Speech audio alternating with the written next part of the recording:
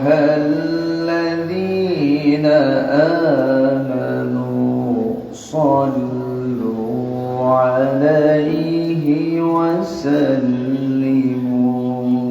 تسليما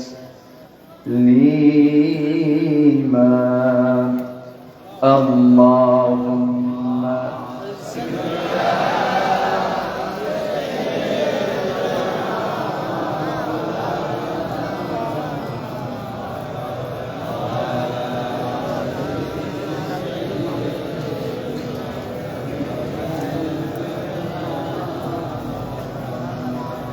একটু মহব্বত দিয়ে নবীর প্রেমে মাতোয়ারা হয়ে আওয়াজ দিয়ে সবাই বলুন আল্লাহুম্মা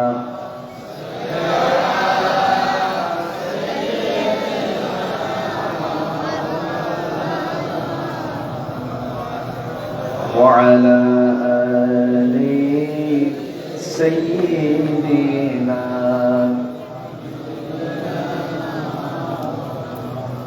সবাই বলুন বালাগাল উলা বিকামালিহি কাশাফাত তুজা বিজামালিহি হাসানাত জামিউ খিসালিহি সাল্লু আরবের বুকে মক্কার পরে যেথায় মা আমিনার ঘর খোদা রহমতে কৌসার হয়ে ঝরছে বারংবার বালাগাল উলা বিকামালিহি কাশাফাত তুজা বিজামালিহি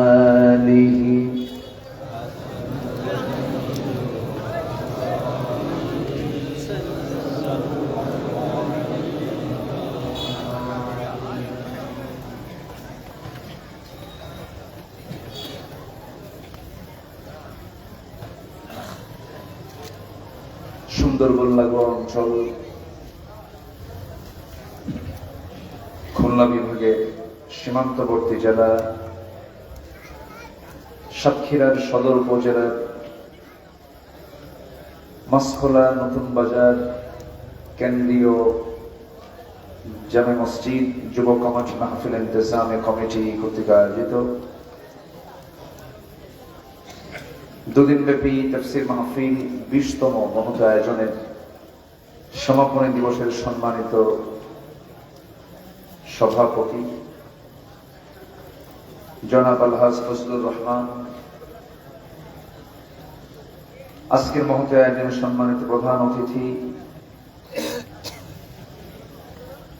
দক্ষিণ এশিয়ার বৃহত্তম ইসলামী সংগঠন বাংলাদেশ জামাত ইসলামীর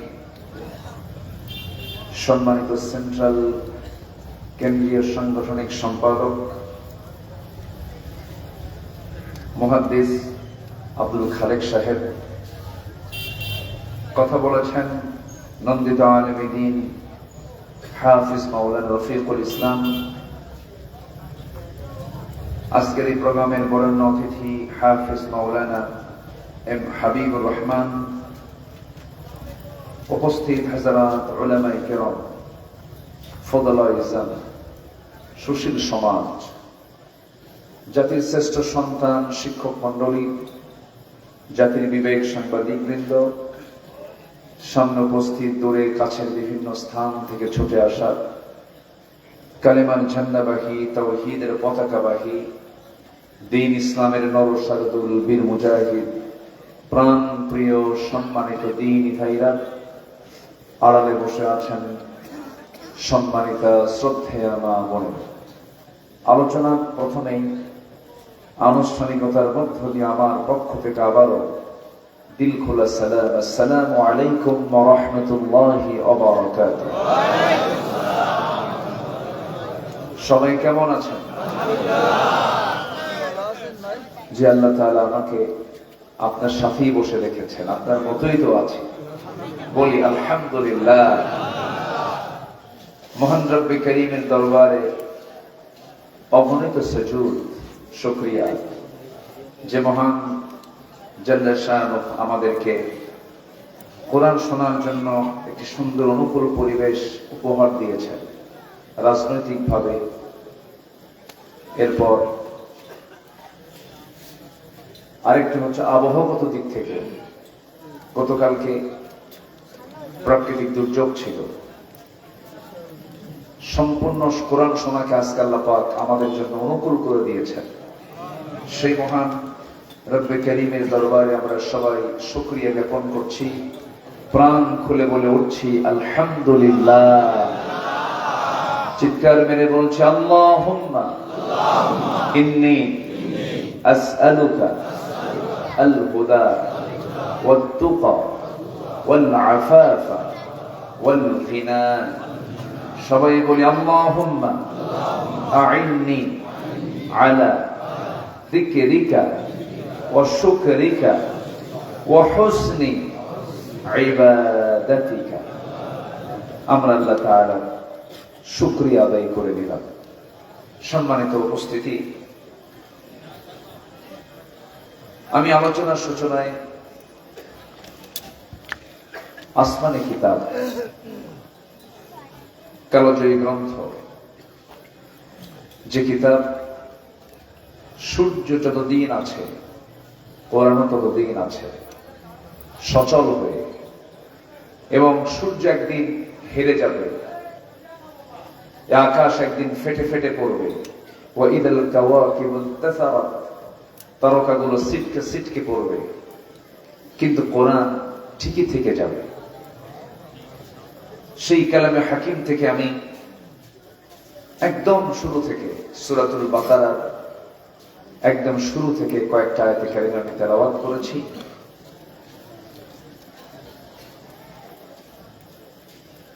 সেই আয়াতগুলোকে সামনে রেখে যৎকিঞ্চিত কিছু কথা আমি বলতে চাচ্ছি। আমাকে বলার সুযোগ দিবেন তো নাকি? কারো কোনো অসুবিধা নাই তো? কিছু কিছু ভাইকে আমি একটু দাঁড়ানো দেখছি, সামনে পর্যাপ্ত জায়গা, কিন্তু ডান পাশে এর মাঝে মাঝে কিছু ফাঁকা ফাঁকা জায়গা আছে। কোরআনের মাহফিলে শৃঙ্খলা রক্ষার দায়িত্ব একার না সবার? বলুন তো, সবার। এই জন্য আমি মনে করি যারা একটু দাঁড়িয়ে যারা আছেন, দাঁড়িয়ে থাকার চাইতে সামনে বসে গেলে নিঃসন্দেহে আমি বলবো সওয়াবের পরিমাণটা বেশি হবে। জুমার দিন যে সবার আগে মসজিদে প্রবেশ করে, আল্লাহ তাআলা তাকে একটা উট কুরবানির সওয়াব দিয়ে দেয়। তাহলে যে কোনো কাজে যখন আমরা খুব অগ্রগামী হব, ওয়াস-সাবিকুন আস-সাবিকুন উলাইকাল মুকাররাবুন, আমরা অগ্রগামী হলে পরে আল্লাহ আমার দিকে অগ্রসর হবেন আরো দ্রুত। আমি 1 হাত আগাবো, আল্লাহ আমার দিকে 10 হাত আগাবে। জোরে বলি সুবহানাল্লাহ। তো যারা দাঁড়িয়ে আছেন, দাঁড়িয়ে থাকা ভাইদের আমি করজোরে মিনতি জানাচ্ছি, মাহফিলের সৌন্দর্য রক্ষার্থে সামনে এসে কিছু কিছু জায়গা এখনো ফাঁকা আছে, পূরণ করুন। মাহফিলের সৌন্দর্যের দিকটা একটু খেয়াল করুন। মহান রব্বে কারীম এই মাহফিলকে কবুল করুন। জোরে বলি আল্লাহুম্মা আমিন। আমাকে মাহফিল কমিটি আজকে সকালে ফোন দিয়েছিলেন, বলেন হুজুর গতকালকে মাহফিল করার কোনো পরিবেশ ছিল না, একদম প্রতিকূল একটা পরিবেশ ছিল, মাহফিল হয় নাই। কি করা যায়? আমি নিজেই উইলিংলি বলেছি যে যদি আজকে আকাশটা ভালো হয়ে যায় তাহলে কি করবে? তো কমিটি মোটামুটি সিদ্ধান্ত নিয়েছিলেন যে মাহফিল মানে নাই হোক। যেহেতু হলো না, দেখেন আমরা কোরআন শোনার একটা পরিবেশ পেয়েছি, আল্লাহ পাক করে দিয়েছেন। জোরে বলি, জোরে বলি আলহামদুলিল্লাহ। জি, সবচেয়ে বড় ফয়সালা কার ফয়সালা বলুন? আল্লাহর ফয়সালা। তিনি যা করেন সময় লাগে না, তার সিদ্ধান্ত, তার ফয়সালায় কোনো টাইম লাগে না, ক্ষেপণ করতে হয় না। আমরা সিদ্ধান্ত নিতে কতবার একবার হ্যাঁ একবার না, কি করব কিছু না হয়, কিন্তু আমার আল্লাহর কোনো কিছু সময় লাগে না। অনেকে বললেন যে আরো 3 দিন এরকম আকাশ মেঘাচ্ছন্ন থাকবে, বৃষ্টি হবে, কই আকাশে তারা দেখে, তাই না? এটাই হচ্ছে আল্লাহর ফয়সালা। আল্লাহ রাব্বুল আলামিন বলেন, ইন্নামা আমরুহু ইযা আরাদা শাইআন আন ইয়াকুলা লাহু কুন ফায়াকুন। আল্লাহ যখন কোনো কাজের সিদ্ধান্ত নেন, কোনো সময় লাগে না, মুহূর্তের মধ্যে তিনি বলে ফেলেন কুন, সঙ্গে সঙ্গে তা হয়ে যায়। জোরে বলি সুবহানাল্লাহ। অসম্ভবকে সম্ভব করতে পারেন তিনি কে? অনস্তিত্বকে অস্তিত্ব দিতে পারেন তিনি কে? অস্বাভাবিককে স্বাভাবিক করতে পারেন তিনি কে? নিষ্প্রাণকে প্রাণ দিতে পারেন তিনি কে? আল্লাহ তাআলা। তিনিই তো পারেন, তার পক্ষে সম্ভব। আমরা আশাহত হয়ে পড়েছিলাম, প্রায় মুরব্বীরা বলতো এটা না বললে এই দেশে আর শান্তি হবে না, বলছিল না সবাই? না মরা পর্যন্ত উপায় নাই। মরা লাগছে? আল্লাহ পাক লাঞ্ছিত করে ছেড়েছেন। সে যেমন মানুষের সম্মান নিয়ে সিনেমিনে খেলেছে, আল্লাহ থেকে বেইজ্জত করে দিল্লি পাঠায় দিয়ে। আল্লাহ পারেন, আল্লাহ পারেন না? পারেন। আমরা তো হতাশ হয়ে পড়েছিলাম, খালি বলতেছিলাম মাতা নাসরুল্লাহ, আল্লাহ সাহায্য আসবে কখন? আল্লাহ এমন দেওয়া দিছে, বেশি দিয়ে ফেলছে। বলি আলহামদুলিল্লাহ। আল্লাহ কি কম দিছে না বেশি দিছে? বেশি দিয়ে ফেলছে। নাই কেউ, সব ফেরেশতা হয়ে নিখোঁজ, কেউ নাই। যাই হোক, এই চান্সকে কাজে লাগাতে হবে। ৭১ বাপদাদারা রক্ত ছড়িয়েছেন জুলুম থেকে বাঁচার জন্য। এরপরে ২৪-এ এসে আমাদের সন্তানরা রক্ত ছড়িয়েছে রাজপথে স্বৈরাচার থেকে বাঁচার জন্য, ফ্যাসিস্টকে রুখে দেবার জন্য। ৭১-এ জীবন দিয়েছে, ৭৪-এ আমাদের সন্তানরা জীবন দিয়েছে। আর একটাবার আমরা দাঁড়াতে চাই সবাই মিলে আল্লাহর দ্বীনকে কায়েম করার জন্য, বুকের তাজা রক্ত ঢেলে দেওয়ার জন্য। সবাই কি রাজি আছেন? হাত উঁচু করে দেখেন মুসলমান।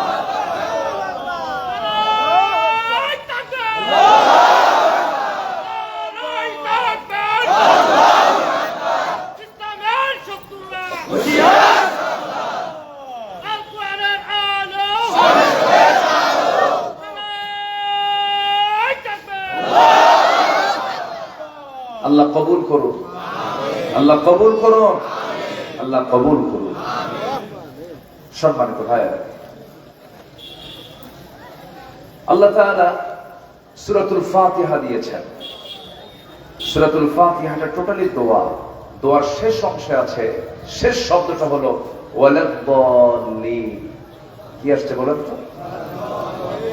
গায়রিল মাগদুবি আলাইহিম ওয়ালাদ-দাল্লিন। আল্লাহ, যে পথে চিরভ্রান্তি, সে পথ থেকে আমাকে বাঁচাও। পথভ্রষ্টতা থেকে তুমি আল্লাহ আমাকে রেহাই দাও, আমাকে বাঁচাও।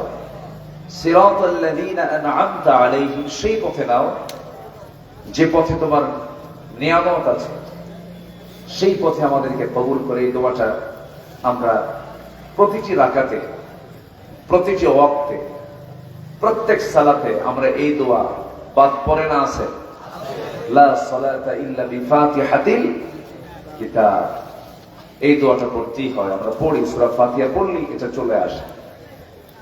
এই যে আল্লাহ তুমি পথভ্রষ্টতা থেকে আমাকে বাঁচাও, এই দোয়াটা করেই যদি সেই পথভ্রষ্টের দিকে, যদি ভ্রষ্ট পথের দিকে যদি চলে যায়, আমার নামাজের দোয়ার সাথে কি আমার কাজের কোনো মিল থাকলো? আজকে আমি যেখান থেকে তেলাওয়াত করেছি, সেই তেলাওয়াতকৃত আয়াতকে সামনে রেখে কিছু কথা আমি বলতে চাচ্ছি। কোরআনের দৃষ্টিতে পথভ্রষ্টতার কিছু কারণ আছে। এই কারণগুলো যদি আমাদের মধ্যে থেকে যায়, নামাজ পড়ে আমি কোনো ফল পাবো না, আমি দান সাদকা করে কোনো ফল পাবো না, আমি হজ আর যাকাত দিয়ে আমি কোনো ফল পাবো না, আমি যদি রেজাল্ট পেতে চাই, আমি যদি আল্লাহর দরবারে যদি পুরস্কার পেতে চাই, তাহলে আমাকে এই পথভ্রষ্টতার পথগুলো আমাকে ছাড়তে হবে। যে পথে আমার জাহান্নাম আল্লাহ পাক আঁকিয়ে রেখেছেন, সেই পথ থেকে আমাকে দূরে থাকতে হবে। আসুন, কোরআনের দৃষ্টিতে পথভ্রষ্টতার মোটামুটি 10টা কারণ আমি আজকের আলোচনায় উপস্থাপন করতে চাচ্ছি।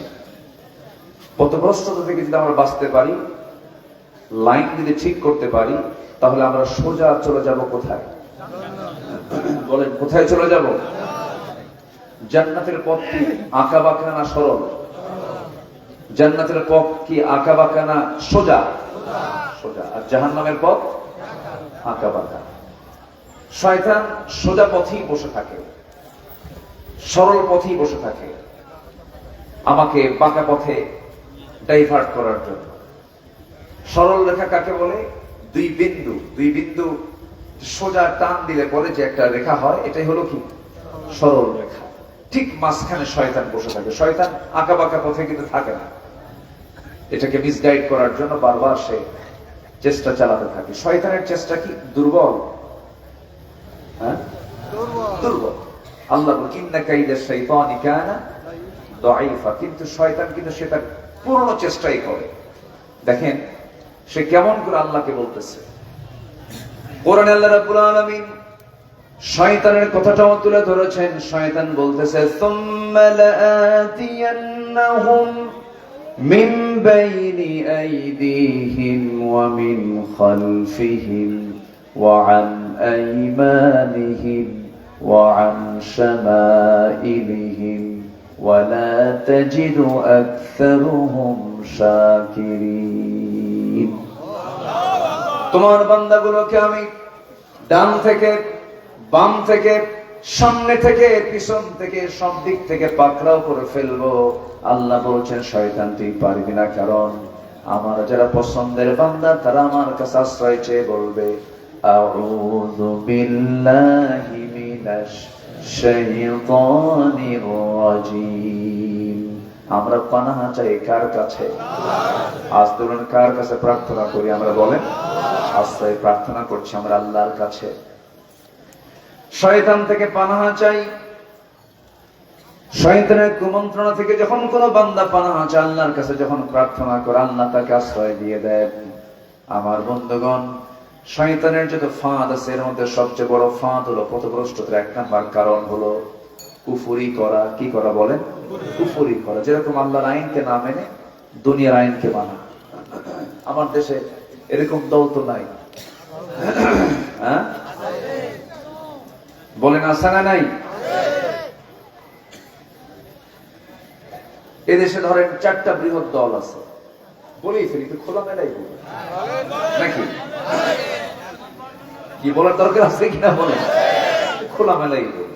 কি দরকার? এটি স্পষ্ট কথা বলাই তো ভালো। ওই 16 বছরই বাদ দেই নাই, আর এখন আর বাদ দিয়ে করবো কি? বলা দরকার। 4টা বড় দল আছে। চাচা তো চলেই গেছে, চাচা তো নাই। তার যে মুরিদরা আছে, এরা আবার যারা পালাইছে ওদেরকে আবার টানতেছে। কি জানেন না? আপনারা জানেন না? টানাটানি করতেছে। এই 2টা, আরো 2টা আছে। এই মোট 4টা বৃহৎ দল আমার দেশে আছে। এই 4টে বৃহৎ দলের মধ্যে 3টি দল, যে দলের সাথে, যে দলের নামের সাথে ইসলাম শব্দ নেই, এবং তাদের দলটা ইসলামী দল নয়। তারা নিজেরাও স্বীকার করেন যে আমরা যে দলটা করি এটা কোনো ইসলামী দল না। এই 4টা দলের মধ্যে বৃহৎ একটা ইসলামী দল, একটা শুধু ইসলামী দল আছে। আছে না নাই বলেন তো? এবং এই দলটা এই দেশের এমন একটা লেভেলে আছে, এটাকে মাইনাস করে কেউ কোন দল সুবিধাও করতে পারবেন না, সুবিধা করতে পারেন না। নিকটবর্তী ইতিহাস আমরা যা দেখে আসছি। সম্মানিত ভাইরা, একটু কান লাগাবেন, মনোযোগ দিয়ে কথাগুলো শুনবেন। এই কথাগুলো শুধু আপনি শুনছেন তা না, প্রযুক্তির কল্যাণে এই কথাগুলো কোটি কোটি মানুষের কাছে চলে যাচ্ছে। আমি জাতির সামনে বলছি কথাগুলো। আমরা এই বৃহৎ যে 4টা দল আমরা এই দেশে দেখতে পাচ্ছি, 3টি দলই কিন্তু তারা বলে যে আমার দল ইসলামী দল না। কিন্তু আপনি কোরআনকে প্রশ্ন করুন, কোরআন তুমি বলো তো দল কি আমার করতে হবে? কোরআন মনে হয় বলে দেয় দল টল করার দরকার নাই। এরকম বলে নাকি? বলে কি বলে? দল করো। বলেন কি কি কি বলে? কি বলে? দল করো। কি দল? অন ইসলামী না ইসলামী? বলেন অন ইসলামী না ইসলামী? ইসলামী। তাহলে যে 3টা দল, বৃহৎ 4টি দলের মধ্যে যে 3টা দল, তাদের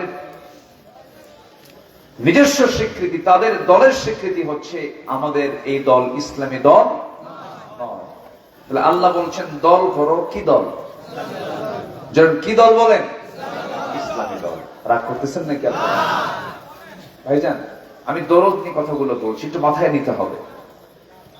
শ্বাস বন্ধ হলেই কিন্তু সব শেষ। এবং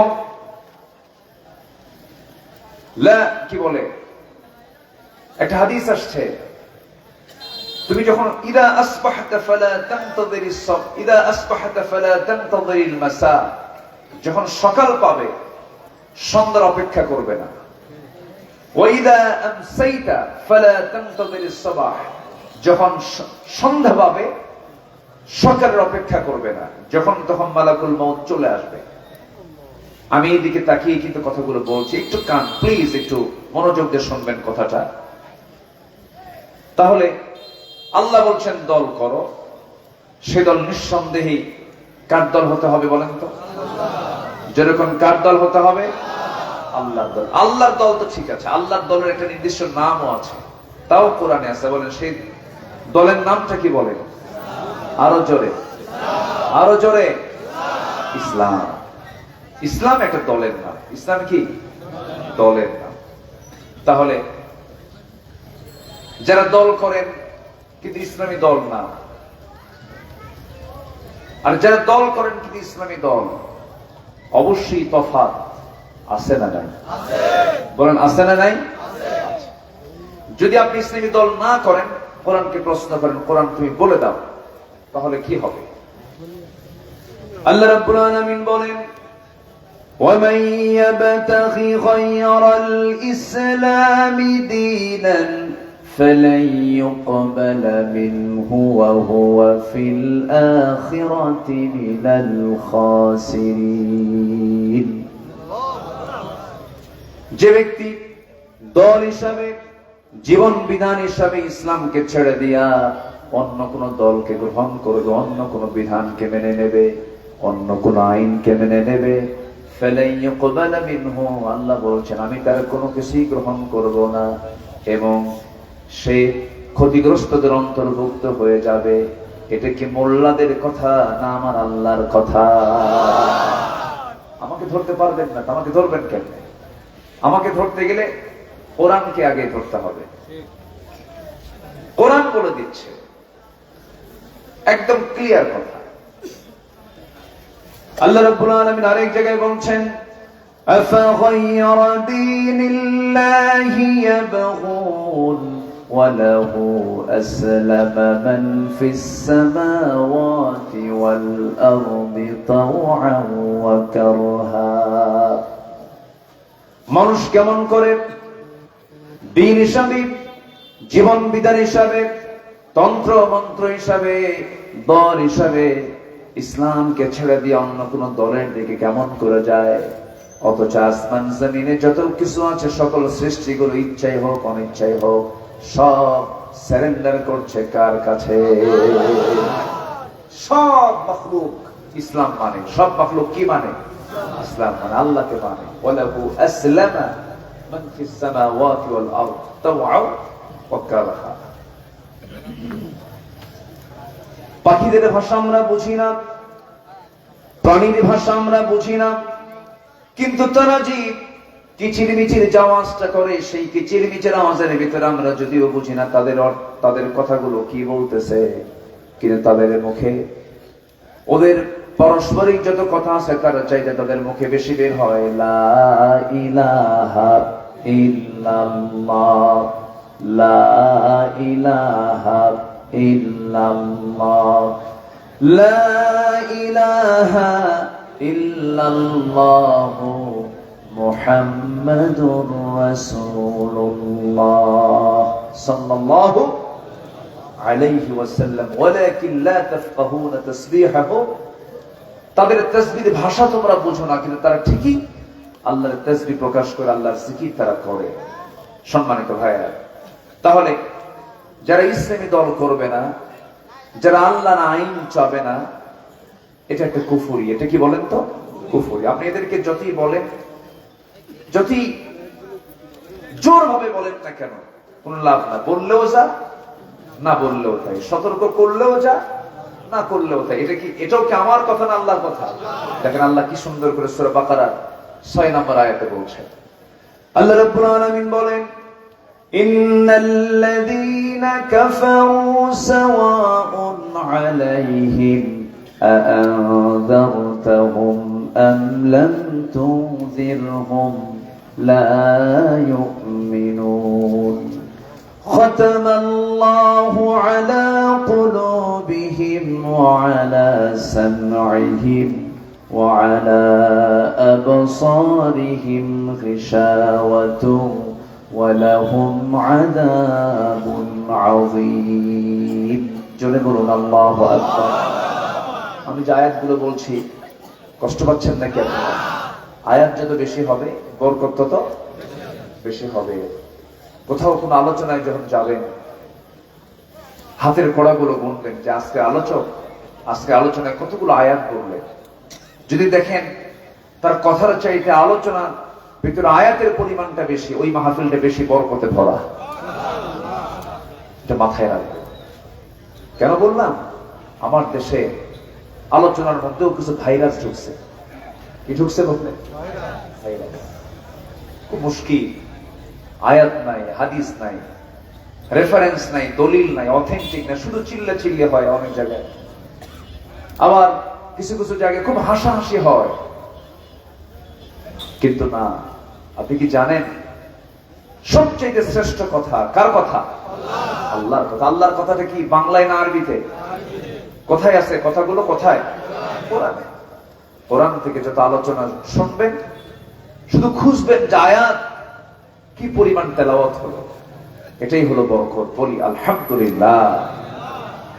তাহলে আল্লাহ তাআলা বলছেন যারা কুফরি করে এদের কাছে আপনি সতর্ক করেন আর নাই করেন সমান, এরা ঈমান আনবে না। আমার দেশে বহু লোক আছে নামাজ পড়ে, রোজা রাখে, তুমি সেটাই বলো দল আমি তোমারটা করতে পারবো না। আল্লাহর দল আমার পক্ষে করা সম্ভব না ভাই। আমার বাপ করে গেছে, আমার বাপ ওসর, আমি ওসর। বলেন আছে না নাই? আল্লাহ বলছেন ও চেঞ্জ হবেও না। আল্লাহ নিজে বলে দিচ্ছেন, খতামাল্লাহু আলা কুলুবিহিম ওয়া আলা সামঈহিম ওয়া আলা আবসারিহিম গিশাওয়া। আল্লাহ তাদের অন্তঃকরণ শ্রবণ শক্তির উপরে, দৃষ্টি শক্তির উপরে মোহরাঙ্কিত করে দিয়েছেন, মোহর মেরে দিয়েছেন, কোনো কাম হবে না। আমার বন্ধুগণ, কিন্তু শয়তান যদি আমাকে ওয়াসওয়াসা দেওয়ার জন্য হাজারো চেষ্টা চালায়, সে টিকতে পারে না যদি আল্লাহ তাকে পথভ্রষ্ট না করেন। হয়তো প্রশ্ন করতে পারেন, হুজুর আল্লাহ যেহেতু মোহর মেরে দেন, এখানে বান্দার কি হতে পারে? আল্লাহ তো সেই বান্দাকে মোহর মেরে দেন যে সতর্ক করলেও যা, না করলেও তাই, সে তো আল্লাহর মোহরটা পেয়ে যায়। কিন্তু যে বান্দার চেষ্টা করে, আমি ভালো হওয়ার জন্য চেষ্টা করে, সেই বান্দাকে আমার আল্লাহ পথ দেখায় দেন। যেরকম সুবহানাল্লাহ। আরেক জায়গায় বলছেন, ওয়াল্লাযীনা জাহাদু ফীনা লানাহদিয়ান্নাহুম সুবুলানা। যে ব্যক্তি আমার পথে আসার জন্য, যে বান্দা চেষ্টা করে, আমি তার জন্য একটা নয়, দুইটা নয়, অসংখ্য রাস্তা আমি তার জন্য আমি আল্লাহ খুলে দেই। জোরে বলি সুবহানাল্লাহ। এখানে বুঝতে ভুল করা যাবে না, একটু বোঝার চেষ্টা করতে হবে। যে ব্যক্তি আল্লাহর পথে আসতে চায়, আল্লাহ তার পথটাকে খুলে দেন। আর যে ব্যক্তি সতর্ক করলেও যা, না করলেও তা। সে ঈমান আনে না, তার এই জাহালাতকে, তার এই কুফরিটাকে আল্লাহ পাক খতামাল্লাহু আলা কুলুবিহিম, তার অন্তঃকরণে আল্লাহ পাক মোহর মেরে দেন, সে আর ফিরে না।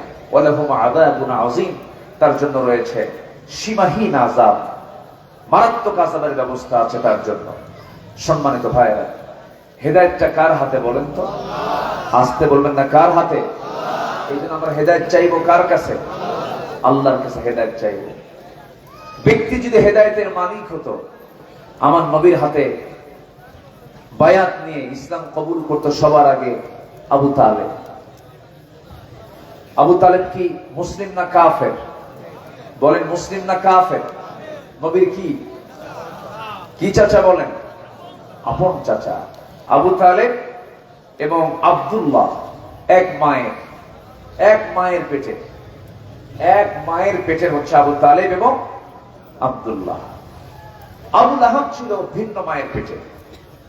সিরাত গ্রন্থে এমনই পাওয়া যায়, বাপ এক, আব্দুল মুত্তালিব ঠিক আছে, কিন্তু আবু লাহাবটা ছিল হলো ভিন্ন মায়ের, অন্য মায়ের।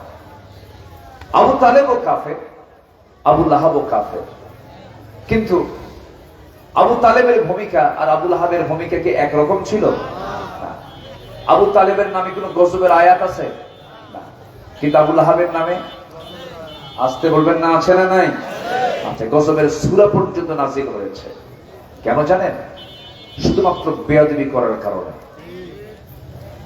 রাসূলুল্লাহ সম্মান করার কারণে আল্লাহ পাক পরিপূর্ণ একটা সূরা নাযিল করে গোটা বিশ্ববাসীকে জানায় দিচ্ছেন, আমার হাবিবকে কেউ যদি বেইজ্জত করতে চায়, আমি আল্লাহ সহ্য করতে পারি না। বিশাল ব্যাপার।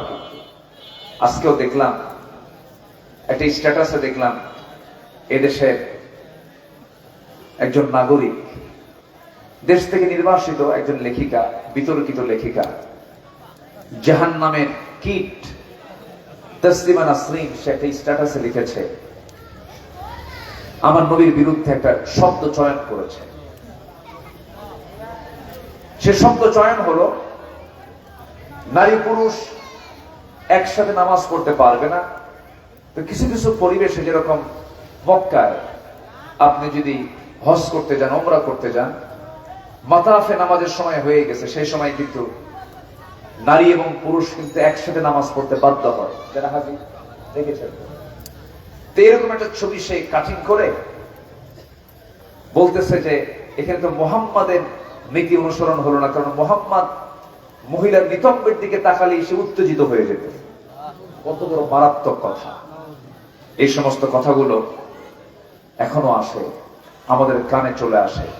ইসলামিক গভর্নমেন্ট যদি থাকতো, ইন্টারপোলের মাধ্যমে এই সমস্ত বদমাইশদেরকে ধরে এনে ফাঁসির মঞ্চে ঝুলিয়ে মারা হতো।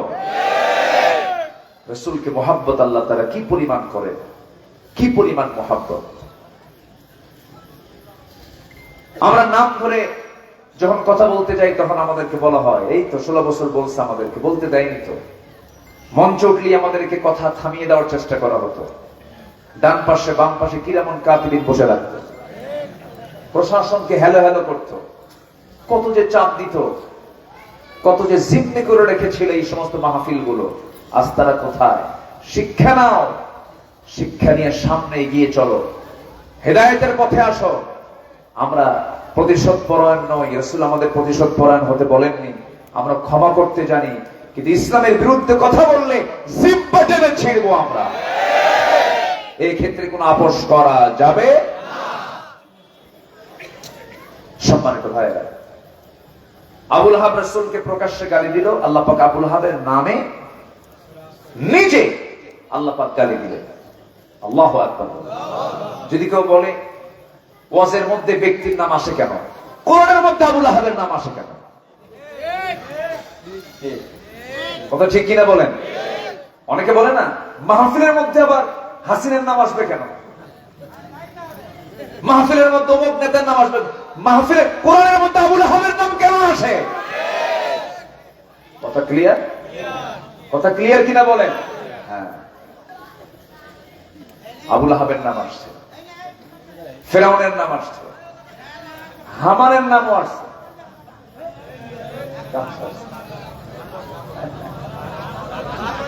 ও আচ্ছা, আমি বুঝতে পারছি। আল্লাহ রাব্বুল আলামিন আবু লাহাবের শানে বলে ফেললেন, আবু লাহাব তুই আমার রাসূলকে গালি দিলি, আমি তোর ব্যাপারে আয়াত নাযিল করে গোটা পৃথিবীর সমস্ত কাফের মুরতাদদেরকে জানায় দিচ্ছি, আমি আল্লাহ সহ্য করতে পারি না রাসূলকে গালি দিলে পরে। আল্লাহ উল্টা গালি দিয়ে বললেন, তাব্বাত ইয়াদা আবি লাহাবি ওয়া তাব্বা মা আগনা আনহু মালুহু ওয়া মা কাসাব سيصلى نارا ذات لهب وامرأته حمالة الحطب في جيدها حبل من مسد জোরে বলি আল্লাহু আকবার। ধ্বংস হোক আবু লাহাবের দুইটা হাত, যা সে কামাই করেছে তাও ধ্বংস হয়ে যাক। ধ্বংস হোক আবু লাহাবের বউ সহ। দেখছেন আল্লাহর রাগ দেখেন, কি সহ? বউ ধ্বংস হয়ে যাক। বউটা ওয়ামরাআতুহু কেন আসছে জানেন? তার স্ত্রীর নামটা এই জন্য আসছে কারণ জামিলা করত কি, আমার নবীজির ঘর আবু লাহাবের ঘর ছিল পাশাপাশি, আমার নবীর বাবার আব্দুল্লাহর পৈতৃক সম্পত্তি তার ঘর ছিল ওইদিকে, আবু লাহাবের চাচা তারও ঘর ছিল পাশাপাশি, ঘর বাড়ি ছিল। আবু লাহাবের স্ত্রী প্রত্যেকটা দিন সে তার ঘরের ছাদের উপরে উঠত, বাড়ির ভিতরে সমস্ত ময়লা আবর্জনা গুলো একটা পাত্রে তুলে, সমস্ত ময়লা গুলো একটা পাত্রের মধ্যে তুলে নিয়ে ছাদে উঠে আম্মা জান খাদিজা যখন উঠানে দাঁড়াতেন তার মাথার উপরে সেই ময়লা আবর্জনা গুলো ফেলে দিত। এইরকম করে নির্যাতন করত, অত্যাচার করত। একটা দিনের জন্য আম্মা জান খাদিজা কখনো রাসূল কেমন নোটিশ করেন নাই, বলেন নাই, অভিযোগ দেন নাই। হঠাৎ করে একদিন আমার নবীজির দৃষ্টিগোচর হলো এমনটা আচরণ উম্মে জামিলা করেছে। আমার নবীজির মন কষ্ট হলো, আহারে এমন করে আমার প্রতিবেশী কষ্ট দেয়, আমার আত্মীয় স্বজন কষ্ট দেয়। খাদিজা তুমি তো আমাকে একটা দিনের জন্য বললে না, আমাকে তো বহুদিন তোমার সঙ্গে এমন আচরণ করার পর তুমি আমাকে একটা দিন বললে না কেন? আম্মা জান খাদিজা বলেন, ইয়া রাসূলুল্লাহি আপনি দিন-রাত দিন কায়েমের জন্য, দিন প্রচারের জন্য ব্যস্ত হবেন, সামান্য বিষয় নিয়ে আমি আপনাকে কেন কষ্টের মধ্যে ফেলতে যাব? আমি আমার নিজের জীবনকে আপনার জন্য আমি উৎসর্গ করে দিয়েছি। জোরে কোন সুবহানাল্লাহ। আমার ভাইরা, আমার নবীর শান কত, মান কত, নবীজির দামটা কত আল্লাহ রাব্বুল আলামিন এই পৃথিবীতে তারপরে যাকে স্থান দিয়েছেন তিনি হচ্ছেন মুহাম্মদ সাল্লাল্লাহু আলাইহি ওয়াসাল্লাম। আমার আল্লাহর পরিচয় যদি আমরা কেউ বলতে চাই, প্রথম আয়াতেই চলে আসে আলহামদুলিল্লাহি রাব্বিল আলামিন। আর আমার নবীর পরিচয় হলো ওয়া মা আরসালনাকা ইল্লা রাহমাতাল লিল আলামিন। জোরে বলুন আল্লাহু আকবার। আমার নবীর সম্মান কত, মর্যাদা কত।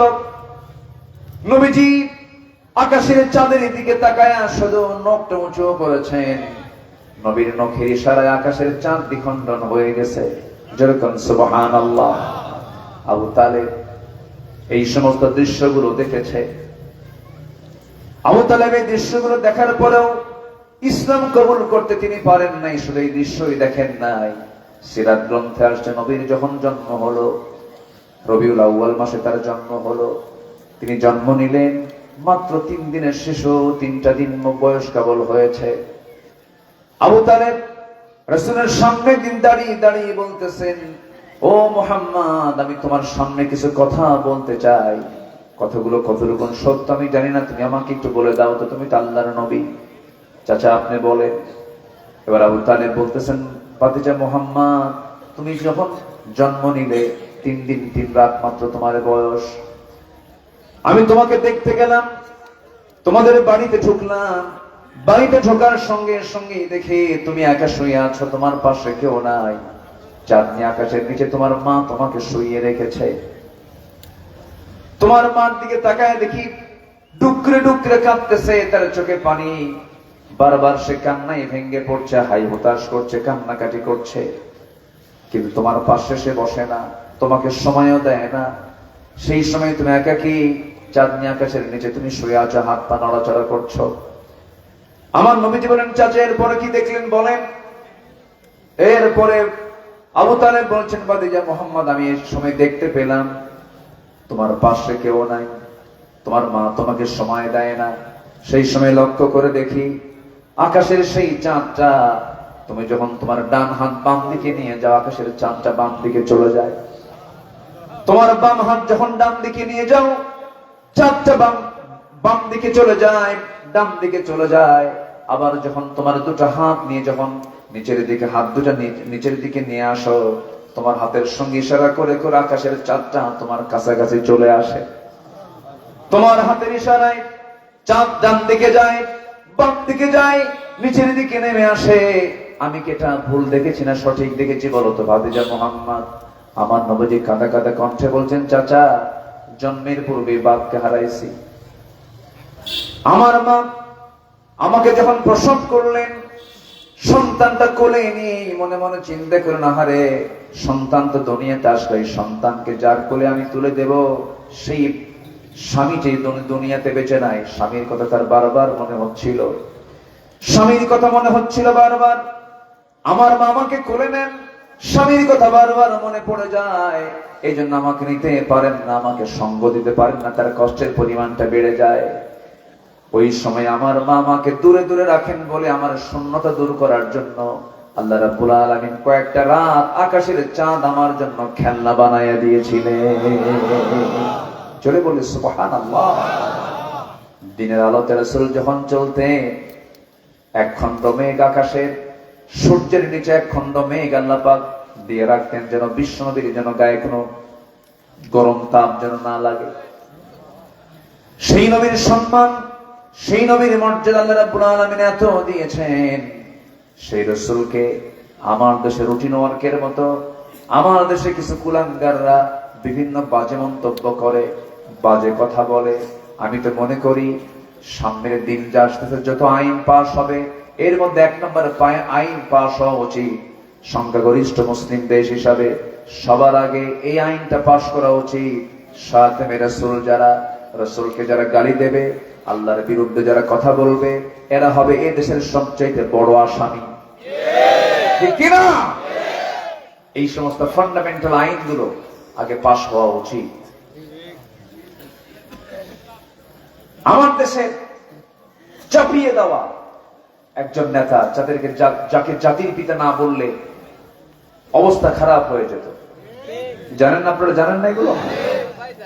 সেই বঙ্গবন্ধুর নামকে নিয়ে যদি কেউ কটূক্তি করত, এরকম রেকর্ড আছে, বছরের পরে বছর জেল খাটতে হয়েছে। সাধারণ নেতাকে গালি দিলে যদি জেল হয়, হাজত হয়, অবশ্যই রাসূলকে গালি দিলে পরে, আল্লাহকে গালি দিলে পরে চূড়ান্ত শাস্তি নিশ্চিত আমার দেশে করা হোক, এমন আইন আসার দরকার আছে না নাই? এগুলো কুফর, পথভ্রষ্টতার 10টা কারণ। এক নম্বর চলতেছে হলো কুফর। আমরা কুফরের দিকে যাব না, আমরা দুনিয়ার কোন আইনকে মানবো না। আইন মানবো কার? আসতে বলবেন, আইন মানবো কার? এক জায়গায় না সব জায়গায়? এক জায়গায় না সব জায়গায়? সব জায়গায়। আমার নবীর প্রসঙ্গ যখন চলে আসলো, রাসূলকে মহব্বত করতে হবে এবং আনুগত্য করতে হবে। রাসূলের প্রতি আমাদের আনুগত্য থাকতে হবে, আবার কি থাকতে হবে? মহব্বত থাকতে হবে। এখন প্রশ্ন করি আমি, বলুন তো, আনুগত্য আগে না মহব্বত আগে? অনেকে চুপচাপ আছে, হুজুর আপনি কোন বলেন, আনুগত্য আগে, ইত্তেবা আগে, আনুগত্য আগে না মহব্বত আগে? এই মনির ভাই জান কোথায়? কোনো যাওয়া নাই, বসেন। যাচ্ছেন নাকি আপনারা? মঞ্চ থেকে তো যাওয়া যাবে না, মঞ্চ থেকে একজন গেলে ওটা আবার ফলো করবে, উনি যখন গেল আমিও যাই। এই জন্য আমি মঞ্চে বসলে যারা বসে আমি তাদেরকে উঠতে দেই না, একটু বসে। আমি খুব বেশি সময় নেব না, আর একটু সময় আমি চেয়ে নিচ্ছি, একটু থাকেন। আমি একটা ধারণা দিয়ে পথভ্রষ্টতার কারণগুলো কি কি এটা বললেই আমাদের জন্য লাইন ক্লিয়ার হয়ে যাবে, তাই না? লাইন ক্লিয়ার হবে না? লাইন ক্লিয়ার হয়ে যাবে। এতক্ষণ কিন্তু একটা বিষয় স্পষ্ট হলো যে আমরা দল করবই, সেই দল হতে হবে অন ইসলামী দল না ইসলামী দল? বলেন বলেন বলেন বলেন। যে বলে আমি কোনো দল করি না ওটা মানুষই না। যে বলে আমি নিরপেক্ষ হলো হিজরা। আছে না এরকম কিছু লোক, আছে না নাই? যে বলে আমি নিরপেক্ষ হচ্ছে সবচাইতে বড় শয়তান ওটা। নিরপেক্ষের জন্য জান্নাত নাই, পক্ষ একটা নিতে হবে, সেটা হচ্ছে শয়তানের পক্ষ না আল্লাহর পক্ষ। আল্লাহর পক্ষ নিতে হবে, এটা ক্লিয়ার হবে। আল হালালু বাইয়িন ওয়াল হারামু বাইয়িন, হক স্পষ্ট, বাতিল স্পষ্ট। হালাল হারাম দুটো স্পষ্ট করে দিয়েছেন তিনি কে? দুনিয়ার কিছু পার্থিব প্রাপ্তির জন্য আপনি বলবেন ভাই আমি কিছু বুঝি না, ভাই আমি কিন্তু দলই করি, ওই লোকের মতো মারামারি লাগছে দল লিনার জল্লিন গ্রুপ, দুই দিকে দুই লাঠি, মাঝখানে সলিমদ্দি গলির মাঝখানে পড়ে গেছে, ওদিক থেকে দল লিনের লাঠি, এদিকে জল্লিনের লাঠি, দুই লাঠি যখন মাথার উপরে পড়ছে, এই তুই কি দলিন না জল্লিন? ভাই আমি দলিন জল্লিন, আমি নামাজই পড়ি না, আমাকে একটা পক্ষ ধরতেই হবে। সেই পক্ষ হবে কার পক্ষ? সেই দল হবে কার দল?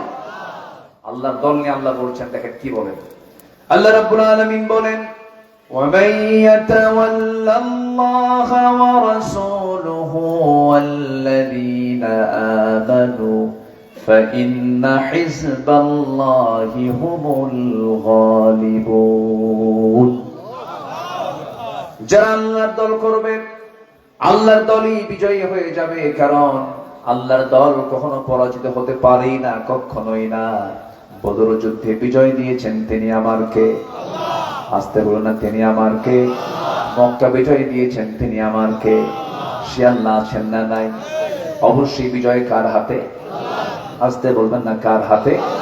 চেষ্টা করবো আমরা, সাহায্য করবেন কে? আমার দেশে যত আইন আছে সমস্ত আইনকে আমরা প্রত্যাখ্যান করে আমরা আইন চাবো কার? রাসূলকে আল্লাহ পাক দুনিয়াতে কেন পাঠালেন, কি জন্য পাঠালেন? কোরআনকে প্রশ্ন করুন, কোরআন জবাব দিচ্ছে একাধিক জায়গায়। এক জায়গায় বলতেছেন মহান রব্বুল আলামিন, হুয়াল্লাযী আরসালা রাসূলাহু বিল হুদা ওয়া দীনিল হাক্কি লিইয়ুযহিরাহু আলাদ দীনি কুল্লিহি ওয়া কাফা বিল্লাহি শাহীদা ওয়ালাউ কারিহাল মুশরিকুন। জোরে বলুন আল্লাহু আকবার।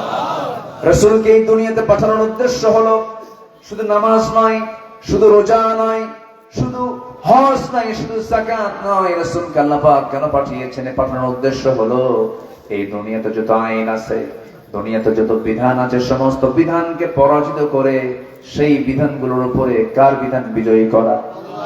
কার আইন বিজয়ী করা? কার আইন বিজয়ী করা? আমরা সুদ চাই না, যাকাত চাই। বলেন বলেন, আমরা সমাজে দেখতে চাই সুদের চিত্র না যাকাতের চিত্র? আমরা কি সমাজে জেনা দেখতে চাই না বিয়া দেখতে চাই? বলেন, জেনা না বিয়া? অবৈধ না বৈধ? বৈধ দেখতে চাই। আমার বন্ধুগণ, জেনা আছে যেখানে, গজব আছে সেখানে, মদ আছে যেখানে, অসুস্থতা আছে সেখানে, সুদ আছে যেখানে, সেখানে গজব আছে সেই জায়গায় নিশ্চিত কোনো সন্দেহ নাই। এই জন্য এই সুদ থেকে, এই মদ থেকে, এই জেনা থেকে, এই সমস্ত অপকর্ম থেকে বাঁচার জন্য এই জমিনে দুনিয়ার সমস্ত আইনকে প্রত্যাখ্যান করে আইন প্রতিষ্ঠা করতে হবে কার? আমার নবীজির উপরে যখন এই দায়িত্ব দেওয়া হলো, নবীকে আল্লাহ রাব্বুল আলামিন এই দায়িত্ব দিয়ে দুনিয়াতে পাঠালেন। নবীজি মক্কার মাটিতে আসলেন, 40 বছর পর্যন্ত তার বিরুদ্ধে কোনো মানুষের কোনো ক্লেম নাই, বরং রাসূলকে আল আমিন বলা হলো, as-সাদিক বলা হলো, সত্যবাদী বলা হলো। সবাই তার প্রশংসায় পঞ্চমুখ। অনেক ভালো মানুষ, সত্যবাদী মানুষ, আমানতদার মানুষ, কোনো ক্লেম ছিল না। কিন্তু যখন তিনি নবুয়ত পেলেন, জাবালে নূর থেকে যখন কোরআনটা তার কাছে নাজিল হয়ে গেল, এই কোরআন নামক কিতাব নিয়ে যখন তিনি চলে আসলেন জাবালে নূর থেকে, যখন তিনি বললেন লা ইলাহা ইল্লাল্লাহু মুহাম্মাদুর রাসূলুল্লাহ, সবাই বলুন আশহাদু আল্লা ইলাহা ইল্লাল্লাহু ওয়াহদাহু লা শারীকা লাহু وأشهد أن محمدا عبده ورسوله। যখন তিনি এই কালিমা নিয়ে যখন তিনি চলে আসলেন, ওই আবু লাহাব খেপে গেল, উতবা সাইবা খেপে গেল, সবাই ক্ষিপ্রতা নিয়ে তার সামনে দাঁড়ায় গেল। কিন্তু নবীজি কি তার পথ থেকে এক চুল পরিমাণ নড়াতে পারলো না। নবীজির দাওয়াত অনড়ভাবে তিনি দেওয়া শুরু করে দিলেন। সবার কম বেশি ইতিহাসগুলো জানা আছে। আমার নবীজি সেই জাবেলে নূর থেকে নূরটা নিয়ে আসলেন, আলোটা নিয়ে আসলেন। সেই প্রথম দাওয়াতটা তিনি দিয়েছেন বাইরের মানুষকে না ভিতরের মানুষকে বলেন? ভিতরের মানুষকে আগে দিয়েছেন। ইনডোরে কালিমার দাওয়াত দিলেন। স্ত্রীর সামনে দাঁড়ায় গেল। স্ত্রীর সামনে তিনি দাঁড়ায় বলছেন, স্ত্রী আমার, 15টা বছর ধরে দাম্পত্যময় জীবন চালালাম। এতদিন তোমার সঙ্গে আমার পরিচয় ছিল, আমি তোমার স্বামী, তুমি আমার স্ত্রী। কিন্তু আজকে আমি তোমাকে একটা নতুন পরিচয় শোনাবো। কি পরিচয় শোনাবেন আমার স্বামী? বলেন। তিনি বলছেন, শোনো, আমি কিন্তু সাধারণ কোন মানুষদের কাতারের মানুষ নই। আল্লাহ পাক আমাকে বিশেষ মর্যাদা দান করেছেন। আপনাকে আপনার পরিচয় কি? সঙ্গে সঙ্গে তিনি বলছেন, একজন ফেরেশতা আমার কাছে এসেছিলেন, যে ফেরেশতা আগের সমস্ত পয়গম্বরদের কাছে এসেছেন। সেই জিবরাইল আমার কাছে ওহী নিয়ে এসেছেন। আমার কাছে ওহী নাজিল হয়েছে, কোরআন নামক কিতাবটা নাজিল হয়েছে। আমি আল্লাহর নবী। সঙ্গে সঙ্গে খাদিজা রাসূলের দিকে তাকায়া হাতের সঙ্গে হাত লাগায় দিয়ে বলছেন, আমার স্বামী গো, এই 15টা বছর ধরে আমি আপনাকে ভিতর থেকে দেখেছি, বাহির থেকে দেখেছি, কথায় দেখেছি, কাজে দেখেছি, সবকিছুতে আমি পরখ করে দেখেছি। সাধারণ কোন মানুষের চরিত্র এমনটা হতে পারে না। আপনি যে আল্লাহর নবী হবেন কেউ না বিশ্বাস করলে আমি আপনার স্ত্রী, আমি আপনাকে সাক্ষী দিচ্ছি আপনি আল্লাহর নবী। যেরকম সুবহানাল্লাহ, জোরে বলুন সুবহানাল্লাহ। বলুন তো, বাইরের লোকের কাছে বেশি ভালো হওয়া সহজ না ভিতরের মানুষের কাছে বেশি ভালো হওয়া সহজ? বলেন বলেন বলেন। বাহিরে সব বোঝে যে এটা বুজুর্গ মানুষ, কিন্তু বউ বোঝে এটা কয় নাম্বার লুচ্চা। কি কথা বোঝেন? বউ বোঝে ওর চরিত্র কেমন আগে। এই জন্য রাসূল বলেছেন, বাহিরের কাছে যতটুকু তুমি ভালো হবে তার চাইতে বেশি ভালো হওয়া দরকার তোমার নিজের লোকদের কাছে। যে ব্যক্তি তার স্ত্রীর কাছে ভালো, সেই বান্দা আল্লাহর কাছে ভালো। যে নারী তার স্বামীর কাছে ভালো, সেই বান্দি আমার আল্লাহর কাছে ভালো। যেরকম সুবহানাল্লাহ। আমার নবীজি স্ত্রীর কাছ থেকে সার্টিফিকেট পেয়ে গেলেন। স্ত্রী হাত টাকায় দিয়ে কালিমার ঘোষণা দিয়ে দিলেন। নবীজির দিনটা ভরে গেল, ঘরটা তো আলোকিত হলো। রাসূল কিছুটা সান্ত্বনা পেলেন। বউটাকে জড়িয়ে ধরে বলছেন, আমার স্ত্রী খাদিজা, আমি আল্লাহর নবী, খুব খুশি হয়ে গেছেন। সঙ্গে সঙ্গে বলছেন, আমার স্বামীকে চলেন আমার চাচাতো ভাইয়ের কাছে যাই।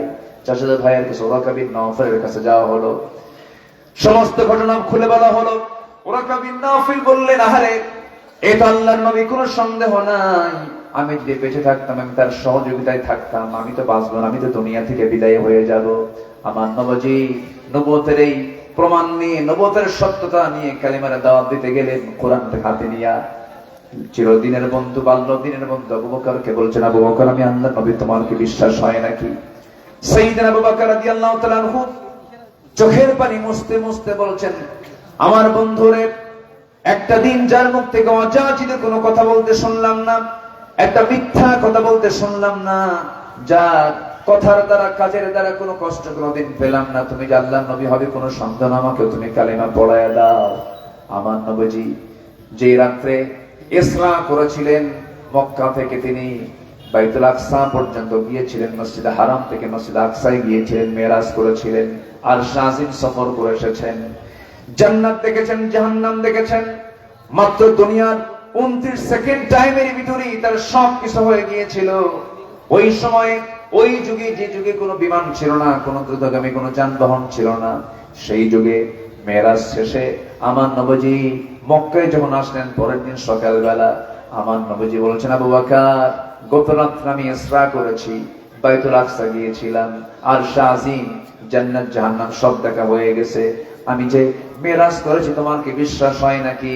সাইয়েদনা আবু বকর কাঁদতে কাঁদতে বলছেন, সাদ্দাকতা ইয়া রাসূলুল্লাহ, সাদ্দাকতা ইয়া রাসূলুল্লাহ।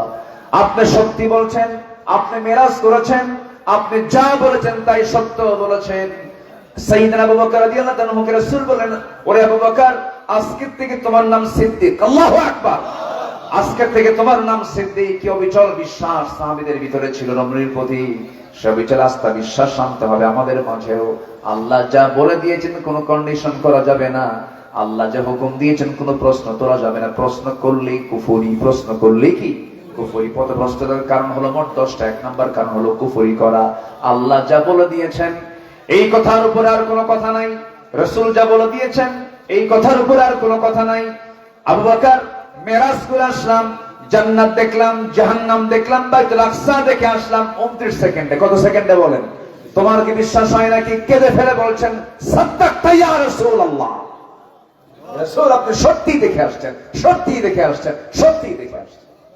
আল্লাহু আকবার। আবু জাহেল পাইছে এবার বড় একটা কারণ, নবুয়ত কেমনে মিথ্যা প্রমাণ করা যায়।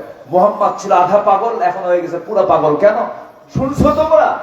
সে নাকি গত রাত্রিতে বাইতুল হারাম থেকে বাইতুল আকসা, সেই প্যালেস্টাইনের ফিলিস্তিনের বাইতুল আকসায় নাকি সে ইসরা করে রাত্রি ভ্রমণ করে নাকি সে আসছে। এদিকে পাগল না মহাপাগল এরকম করে সে প্রচার করা শুরু করে দিল। সে পাগল হয়ে গেছে। এটা কেমন করে সম্ভব হয়? কিন্তু অসম্ভবকে সম্ভব করতে পারেন তিনি আমার কে। আসতে বলবেন না, তিনি আমার কে। যে মানবে সে ইমানদার, যে মানবে না সে হলো কি বেঈমান। না ঈমান বলেন বেঈমান। এটাই হচ্ছে কুফরি। এটা কি বলেন তো? কুফরি। আল্লাহ তাআলা বলছেন যারা কুফরি করে তাদেরকে আপনি বলেন আর না বলেন কোনো কাম হবে না, কোনো কাম হবে না। একটা বিষয় চলে গেল, আরো আছে 9টা বিষয়। আমাকে সময় দিচ্ছেন তো নাকি? সময় দিচ্ছেন তো? আচ্ছা। নাম্বার 2 হলো শিরিক করা। কি করা বলেন? শিরিক করা। শিরকের বহু দিক আছে। শিরকুল আসগার আর শিরকুল আকবার। ছোট শিরক আছে, বড় শিরক আছে। শিরিক এমন একটা গুনাহ যে গুনাহটা পিঁপড়া হাঁটলে যেমন আওয়াজ কানে আসে না, শোনা যায় না, শিরিক এমন একটা গুনাহ বান্দা নিজে টেরও পায় না কখন আমার ভিতরে শিরিক চলে আসছে। কেমনে চলবো, কেমনে খাবো, কেমনে পড়বো, এর কথার মধ্যে কি আছে বলেন? বলেন কি আছে? আমাকে চালাবেন কে? আমাকে খাওয়াবেন কে? আমাকে খাওয়ান কে? বলেন তো, আমাকে আল্লাহ ডাইরেক্ট খাওয়ান না? অনেকে বলে আমি না খাইলে আল্লাহ কেমনে খাওয়ায়? আল্লাহ ডাইরেক্ট খাওয়ান। আমরা খাবার দুটা অঙ্গ দিয়ে আমরা গ্রহণ করি, একটা হচ্ছে মুখ দিয়ে আর একটা হচ্ছে নাক দিয়ে। নাকের খাবারটা কে খাওয়ান? সরাসরি কে খাওয়ান বলে? যে বলে আল্লাহ খাওয়ান না, নাকটা চেপে ধরবেন। নাকটা কি করবেন? চেপে ধরবেন। তাহলে বোঝা যাবে যে আল্লাহ খাওয়ান কি খাওয়ান না। আল্লাহ সরাসরি খাওয়ান, কেউ খাওয়ায় না। খাওয়ান কে? আল্লাহ। কোন খাওয়াটা বেশি জরুরি বলেন? মুখেরটা না নাকেরটা? বলেন কোনটা বেশি খাওয়া জরুরি? যেটাই জরুরি সেটাই ফ্রি। যেটাই জরুরি সেটাই কি ফ্রি। সূর্যের আলো কি বলেন দরকার? কেমন দরকার? বলেন বলেন বলেন। একদম জরুরি। আল্লাহ পাক এটাকে ফ্রি করে দিয়েছেন। নাকের খাবার জরুরি, একদম ফ্রি করে দিয়েছেন। আল্লাহু আকবার। তিনিই তো খাওয়ান, তিনিই তো রাজ্জাক। তিনি আমাকে চাঁদের আলো দেন, তিনি আমাকে সূর্যের আলো দেন, তিনি আমাকে অক্সিজেন দেন, তিনি আমার সমস্ত খাবারগুলো সরবরাহ করেন। জমিতে ধান লাগায় আসি আমি, ধানগুলো বড় করে দেন কে? বলেন বলেন কে? আনতুম তাযরাউনাহু আম নাহনুস সারিউন। তুমি চাষ করো না, উত্তম চাষী হলাম আমি আল্লাহ রাব্বুল আলামিন। ওই যে বঙ্গোপসাগর আপনার বাড়ির পাশেই, আপনার বাড়ির পাশেই শ্যামনগরের পাশ দিয়ে ঘেঁষা সেই সুন্দরবন। সুন্দরবনের পাশেই হলো বিশাল দরিয়া। সেই দরিয়ার পানিগুলো হলো মিঠা না লবণ বলে? এলাকার পানিও তো মনে হয় লবণ না? এখানে মিঠা মিঠা আছে, আবার লবণও আছে। একটু ভাটিতে গেলেই তো লবণ পাওয়া যায়। লবণ আছে বলেই তো গলদার বাগদা আছে। বলি আলহামদুলিল্লাহ। যদি লবণ না হতো এই এত বড় সম্পদ পেতেন না আপনারা। তবে গলদার বাগদার যে 2005 সাল, 6 সাল, 3 সাল, 4 সালের যে ইউরোপ আমেরিকার যে চাহিদাটা ছিল, এই চাহিদাটা নষ্ট করে ফেলেছে কিন্তু আমরাই। ওর মধ্যে কি ঢুকাইছে আপনারা জানেন তাহলে না? আমরা ঢুকে আমরা জানবো না। আরে ওয়ালা তুলকু বিআইদিকুম ইলা তাহলুকা, নিজকে ধ্বংসের দিকে ঠেলে দিও না। আমি ঠকাবো? আসলে ঠকাবো না। কাউকে ঠকালে কি সে কি ঠকায় না নিজে ঠকে? আমরা ঠকবো না, ঠকাবো না। জোরে বলি ইনশাআল্লাহ। ভেজাল দেব না, ভেজাল দিলে সব শেষ। খাদ্যে ভেজাল দেব, আমার ইমানও কি হয়ে যাবে? ভেজাল হয়ে যাবে। আমার ইমানও যদি ভেজাল হয়, এটা আমার পথভ্রষ্টতার একটা কারণ। আমি চলবো কেমনে? আমার তো লাভ হচ্ছে না। এই মাছ বিক্রি করলে আমার সীমিত লাভে তো সংসার চলবে না, তাহলে আমার এই মাছ বেচে তো লাভ নাই। দাও কি ঢুকায়, জলুই কি পেরেক।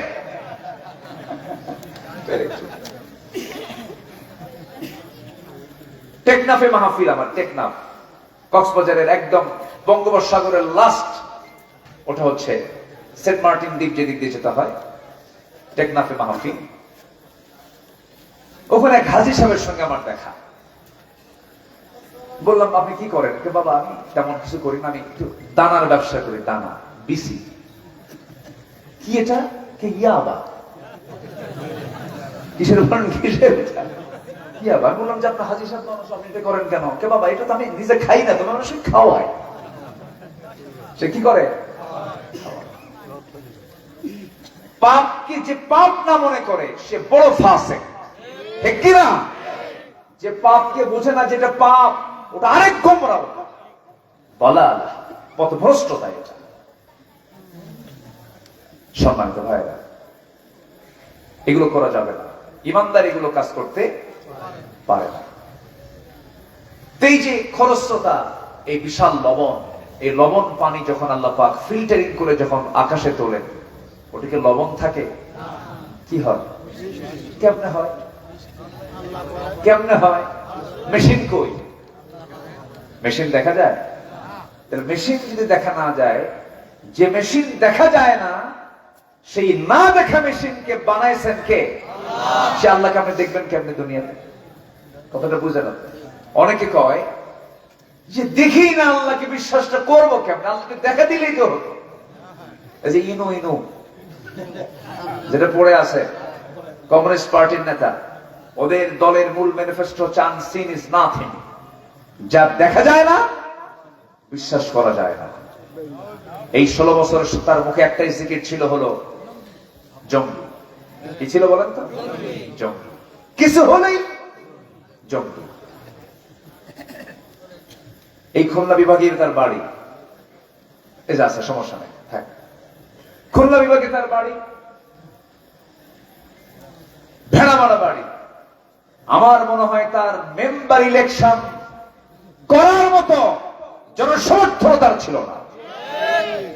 16 বছর ছিল নির্ধারিত, মানে জোর করে কেড়ে নেওয়া এমপিত্ব সে গ্রহণ করেছিল। এই 16 বছর শুধু আলিমদেরকে গালিগালাজ করেছে। আহমদ শফি রাহিমাহুল্লাহর মতো মানুষকে তেতুল হুজুর বলে আখ্যা দিয়েছে, যেরকম নাউযুবিল্লাহ। এরকম করে করে অনেক কিছু করেছে। এই সমস্ত বদমাইশদের মূল ম্যানিফেস্টো হলো, যা দেখি না বিশ্বাস করি না। আল্লাহর অনেক কিছু আমরা দেখি না। এই যে মাইকে কথা বলছি, বিদ্যুৎ কাজ করছে, বিদ্যুৎ কি দেখা যায়? মার পেটে ছিলাম 10 মাস, দেখছেন কে কে? কেউ দেখছেন? দুধ খাইছে 2 বছর, মনে আছে কার? কারো মনে আছে? তাহলে আমাকে বলে দিয়েছে একজন, তো এটা তোমার মা, বিশ্বাস করছি। পেটে ছিল 10 মাস, বিশ্বাস করছি। দুধ খাইছে 2 বছর, তাও বিশ্বাস করছি। তাহলে না দেখে যদি আমার মাকে বিশ্বাস করতে হয়, আমার মায়ের দুধ পানকে বিশ্বাস করতে হয়, যারা বলে আনসিন ইজ নাথিং, যা দেখা যায় না বিশ্বাস করা যায় না, ওরা ওদের মাকে বিশ্বাস করে ওদের থিওরি অনুযায়ী। তাহলে আমরা আল্লাহকে বিশ্বাস করি দেখে না, না দেখে? না দেখে। আমরা আল্লাহকে দেখবো জান্নাতে গিয়ে, জোরে বলি ইনশাআল্লাহ। কোথায় গিয়ে দেখবো বলেন? কোথায় গিয়ে? নবীরাই দেখতে পায় নাই। একজন নবী দেখতে গিয়ে পারেন নাই দেখতে, সে কোন নবী বলেন? খুব চেষ্টা করেছেন, সারা জীবন তিনি অডিও কলে কথা বলেছেন। মাঝে মাঝে কথা বলতেন অডিও কলে। একদিন বলে ফেলেন, আল্লাহ অডিও কল তো দিলাম বহু, একটু শখ হচ্ছে একটু ভিডিও কল মারবো। বুঝতেছেন কি কথা? ভিডিও কলে কথা বলবো। আল্লাহ বললেন যে মুসা, তুমি চেষ্টা করলেও কাম হবে না, ভিডিও করার অপশনই নেই। আল্লাহ আমি একটু চেষ্টা করে দেখি। উনি যা বলতেন তা করে ছাড়তেন। আল্লাহ বললেন ঠিক আছে, চেষ্টা যখন করবা তুর পাহাড়ে আসো। তুর পাহাড়ে গেছেন, আল্লাহকে দেখার চেষ্টা করেছেন, পেরেছেন? এই চরম চক্ষু দিয়ে আমরা আল্লাহকে দেখতে পাবো না। তবে জান্নাতের চোখ যা হবে, জান্নাতের চোখ দিয়ে আমরা আল্লাহকে তৃপ্তি ভরে দেখতে পাবো, জান্নাতে গিয়ে আমরা আল্লাহর সঙ্গে কথাও বলবো। আল্লাহ বলছেন, বান্দারে তোর সঙ্গে সাক্ষাৎ আমার হবে জান্নাতে। নাম্বার 2 শর্ত হলো শিরিক যে করবে সে পথভ্রষ্ট। আল্লাহ বলছেন, শিরিক মুক্ত হয়ে আমার কাছে আসো, আমি তোমার সঙ্গে সাক্ষাৎ করবো। যেরকম সুবহানাল্লাহ।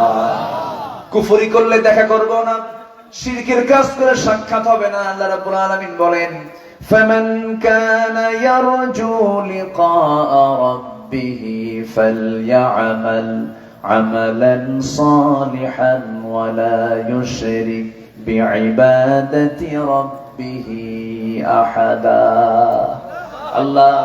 আল্লাহ বলছেন, বান্দারে আমার সঙ্গে যে ব্যক্তি সাক্ষাৎ করতে চায় সে যেন শিরকের কাজ না করে।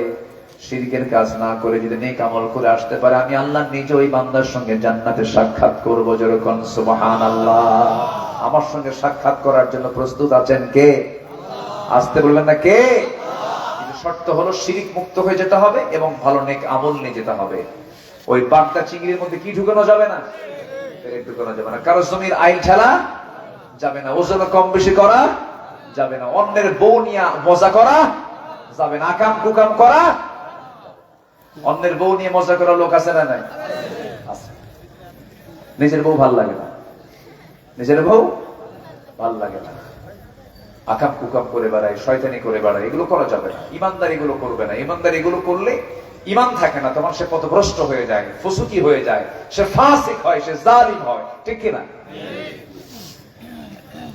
আমার বন্ধুগণ, আল্লাহ রাব্বুল আলামিন বলেন, বান্দারে তুমি চাষ করো না, আমি আল্লাহ নিজে চাষ করি।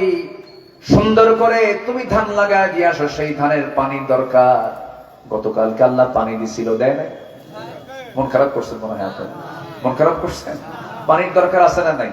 এই সংসারটা কার? দুনিয়াটা কার? বিশ্বের সবার সৌদিকে এই গোটা পৃথিবীর সমস্ত প্রাণীকুল কে চালান? জমিন কে চালান? পাহাড় কে চালান? সমতল কে চালান? সাত সমুদ্র কে চালান? পানি কখন দরকার কখন দরকার না কে জানেন? আমার আপনার চিন্তা করার দরকার আছে? আবার গতকালকে কিন্তু এরকম লোক আছে বলার, তোমরা দিছো মাহফিল, আসছে বৃষ্টি, রহমত নাই, রহমত নাই, এরকম বলার লোকও কিন্তু আছে। গতকালকে আমার মাহফিল ছিল, সেখানে বৃষ্টিও হয়েছে, তারা আবার ইনডোরে মাহফিল করেছে। একজন ভাই এসে বলতেছে, হুজুর আমার বউ কয় যে তোমরা মাহফিল দিলে এমন দিন যেদিন বৃষ্টি আসলো, আসলে আল্লাহর নজর তোমাদের উপরে ভালো নাই। এগুলো কুফুরি কথা, এই সমস্ত কথাগুলো বলা যাবে না। বৃষ্টির ফায়সালা কার বলেন? আরো জোরে বলবেন, কার? আল্লাহ। বৃষ্টি হলো গতকালকে, আজকে মাহফিলও হলো, দুই রহমতই হলো। আলহামদুলিল্লাহ। আমরা যে সিদ্ধান্ত নেব, আল্লাহর সিদ্ধান্ত তার চেয়ে থেকে খারাপ হবে না ভালো হবে? আমরা সন্তুষ্ট। আমরা কি অসন্তুষ্ট নাকি? বলি আলহামদুলিল্লাহ। আল্লাহ বৃষ্টিটা কোন জায়গা থেকে নিয়ে আসলেন দেখেন। আল্লাহ বৃষ্টির পানিটা নিয়ে আসলেন হলো বঙ্গোপসাগর থেকে। বঙ্গোপসাগর থেকে পানিগুলো তুললেন। অবশ্যই মেশিন আছে, সেই মেশিনটা আমাদের চোখে ধরা পড়ে না। সেই মেশিন দিয়ে ফিল্টারিং করে দুনিয়ার সব জায়গার পানির মধ্যে কম বেশি আর্সেনিক পাওয়া যায়, দোষ পাওয়া যায়। ওই পিরোজপুরের পানি খাওয়া যায় না, বরিশালের পানি পান করা যায় না, আবার আশাশনি শ্যামনগরের পানিগুলো তেমন পান করা যায় না। সেই বৃষ্টির পানিগুলো ধরে রাখতে হয়, পান করতে হয়। কিন্তু আল্লাহ রাব্বুল আলামিন ওই সমুদ্রের পানিকে ফিল্টারিং করে সুন্দর করে যে বাষ্পীয় আকারে তুলে নিয়ে ওয়াটার সাইকেল করে পানি চক্রের মাধ্যমে যে পানিগুলো তুলে নিলেন, সেই পানির মধ্যে আজ পর্যন্ত কোনো গবেষক কি কোনো জার্ম খুঁজে পেয়েছে নাকি? বিন্দু পরিমাণ কোনো কিছু পাইছে নাকি? পায় নাই। বঙ্গোপসাগরের পানিটাকে আল্লাহ রাব্বুল আলামিন সুন্দর করে তুলে নিয়া বাতাসের সাথে বাষ্পীয় করে ওই পঞ্চগড়ের তেতুলিয়ার সলিমুদ্দিন মিয়ার জমির 4 শতক ধুলাই মলিন জমিনটাকে সুন্দর করে ভিজায় দিয়া সিক্ত করে সবুজ শ্যামল বানায় দিয়েছেন তিনি আমার কে? চাষিকে? চাষিকে? সেই পানি যে তুললেন পাইপ দিয়া, পাইপ সিস্টেম হলে পরে বিমান কি চলতো আকাশে? পাইপ সিস্টেম, বঙ্গোপসাগর থেকে একটা পাইপ যাবে ওই পঞ্চগড়ে আকাশ দিয়া, তাহলে আকাশ পথ সব খালি কি দিয়ে ভরা থাকতো? পাইপ দিয়ে ভরা থাকতো। কিচ্ছু নাই, কি সুন্দর করে আল্লাহ পাক সে পানিগুলো তুললেন এবং সে পানিটা সেই পরিমাণ তোলেন জমিন থেকে, সেই পরিমাণ তোলেন যে পরিমাণ দরকার। বিকাদারিন বিমাইন বিকাদারিন, আল্লাহ তাআলা পরিমাণ মতো তোলেন, পরিমাণ মতো। 516 টন, 516 টন প্রতি সেকেন্ডে আল্লাহ পাক জমিন থেকে আল্লাহ তাআলা পানি বাষ্পীয় আকারে তোলেন। যেরকম সুবহানাল্লাহ। সেই পানি আকাশ থেকে আল্লাহ রাব্বুল আলামিন জমিনে নাজিল করেন, সেই পরিমাণ পানি নাজিল করেন যে পরিমাণ পানি জমিন থেকে তোলেন। আল্লাহু আকবার বলেন। সেটা আমার বাড়ির সামনের পুষ্কুনি থেকে, আমার আপনার বাড়ির পিছনের পুকুর থেকে, বিল থেকে, ঝিল থেকে, সব জায়গা থেকে তুলে নিয়ে সুন্দর করে ফিল্টারিং করে আবার সুন্দর করে আবার তিনি আকাশে বৃষ্টির মতো করে আকাশ থেকে বাড়ি বর্ষণ করেন। তিনি আমার, জোরে বলবেন কে? আরো জোরে বলেন, তিনি আমার কে? আল্লাহ। পৃথিবীর কেউ পারে এটা? মাঝখানে দুবাই একটু বেশি চালাকি করতে গেছি। দুবাই করছে কি, প্রযুক্তি ইউজ করেছে। বৃষ্টি হয় না তো, বৃষ্টি খুব কম হয়। তারা ওই করছে কি, মেঘের ওখানে গিয়ে তারা কিছু প্রযুক্তি ব্যবহার করতে গিয়ে এমন প্রযুক্তি উল্টা হয়েছে, এমন বৃষ্টি হয়েছে দুবাই এয়ারপোর্ট একদম বন্যায় ভেসে গেছে। যা, কি কথা কি বুঝতেছেন? ওরা প্রযুক্তি দিয়ে বৃষ্টি টেনে আনতেছিল, টেনে আনতে এমন বেশি টানছে, এমন বেশি আসছে, দুবাই এয়ারপোর্ট মানে বিমান নৌকা হয়ে গেছে। বিমান কি হয়েছে? নৌকা হয়ে গেছে, অচল হয়ে গেছে। আল্লাহ তাআলা পরিমাণ মতো যা দেন এতেই বরকত। এতে কি বরকত? আমার বন্ধুগণ, তাহলে কোরআনের দৃষ্টিতে পথভ্রষ্টতার কারণ হলো 10টা। নাম্বার 1 হলো কুফরি করা, কুফরের দিকে যাওয়া যাবে না। নাম্বার 2 হলো শিরকের কাজ করা। নাম্বার 3 হলো দুনিয়ার প্রতি অত্যাধিক মোহ যাদের মধ্যে থাকবে, এটা পথভ্রষ্টতার কারণ হয়ে যায়। দেখেন, বিগত 16 বছর যারা ক্ষমতায় ছিল তারা কম খাইছে না বেশি খাইছে? বলেন, কম খাইছে না বেশি খাইছে? একটু কম করেই খাইছে বেশি। কিছু কিছু মশা আছে, দেখবেন মশা যখন পড়ে হুঁশ থাকে না, রক্ত পাওয়া মাত্র বেহুশের মতো খায়, আর উঠতে পারে না। ওর পাখার চাইতে, পাখা দিয়ে যে উড়বে সে ক্ষমতাই নেই, শীত হয়ে পড়ে আর পারে না। আবার কিছু আছে স্মার্ট মশা, খুব চালাক।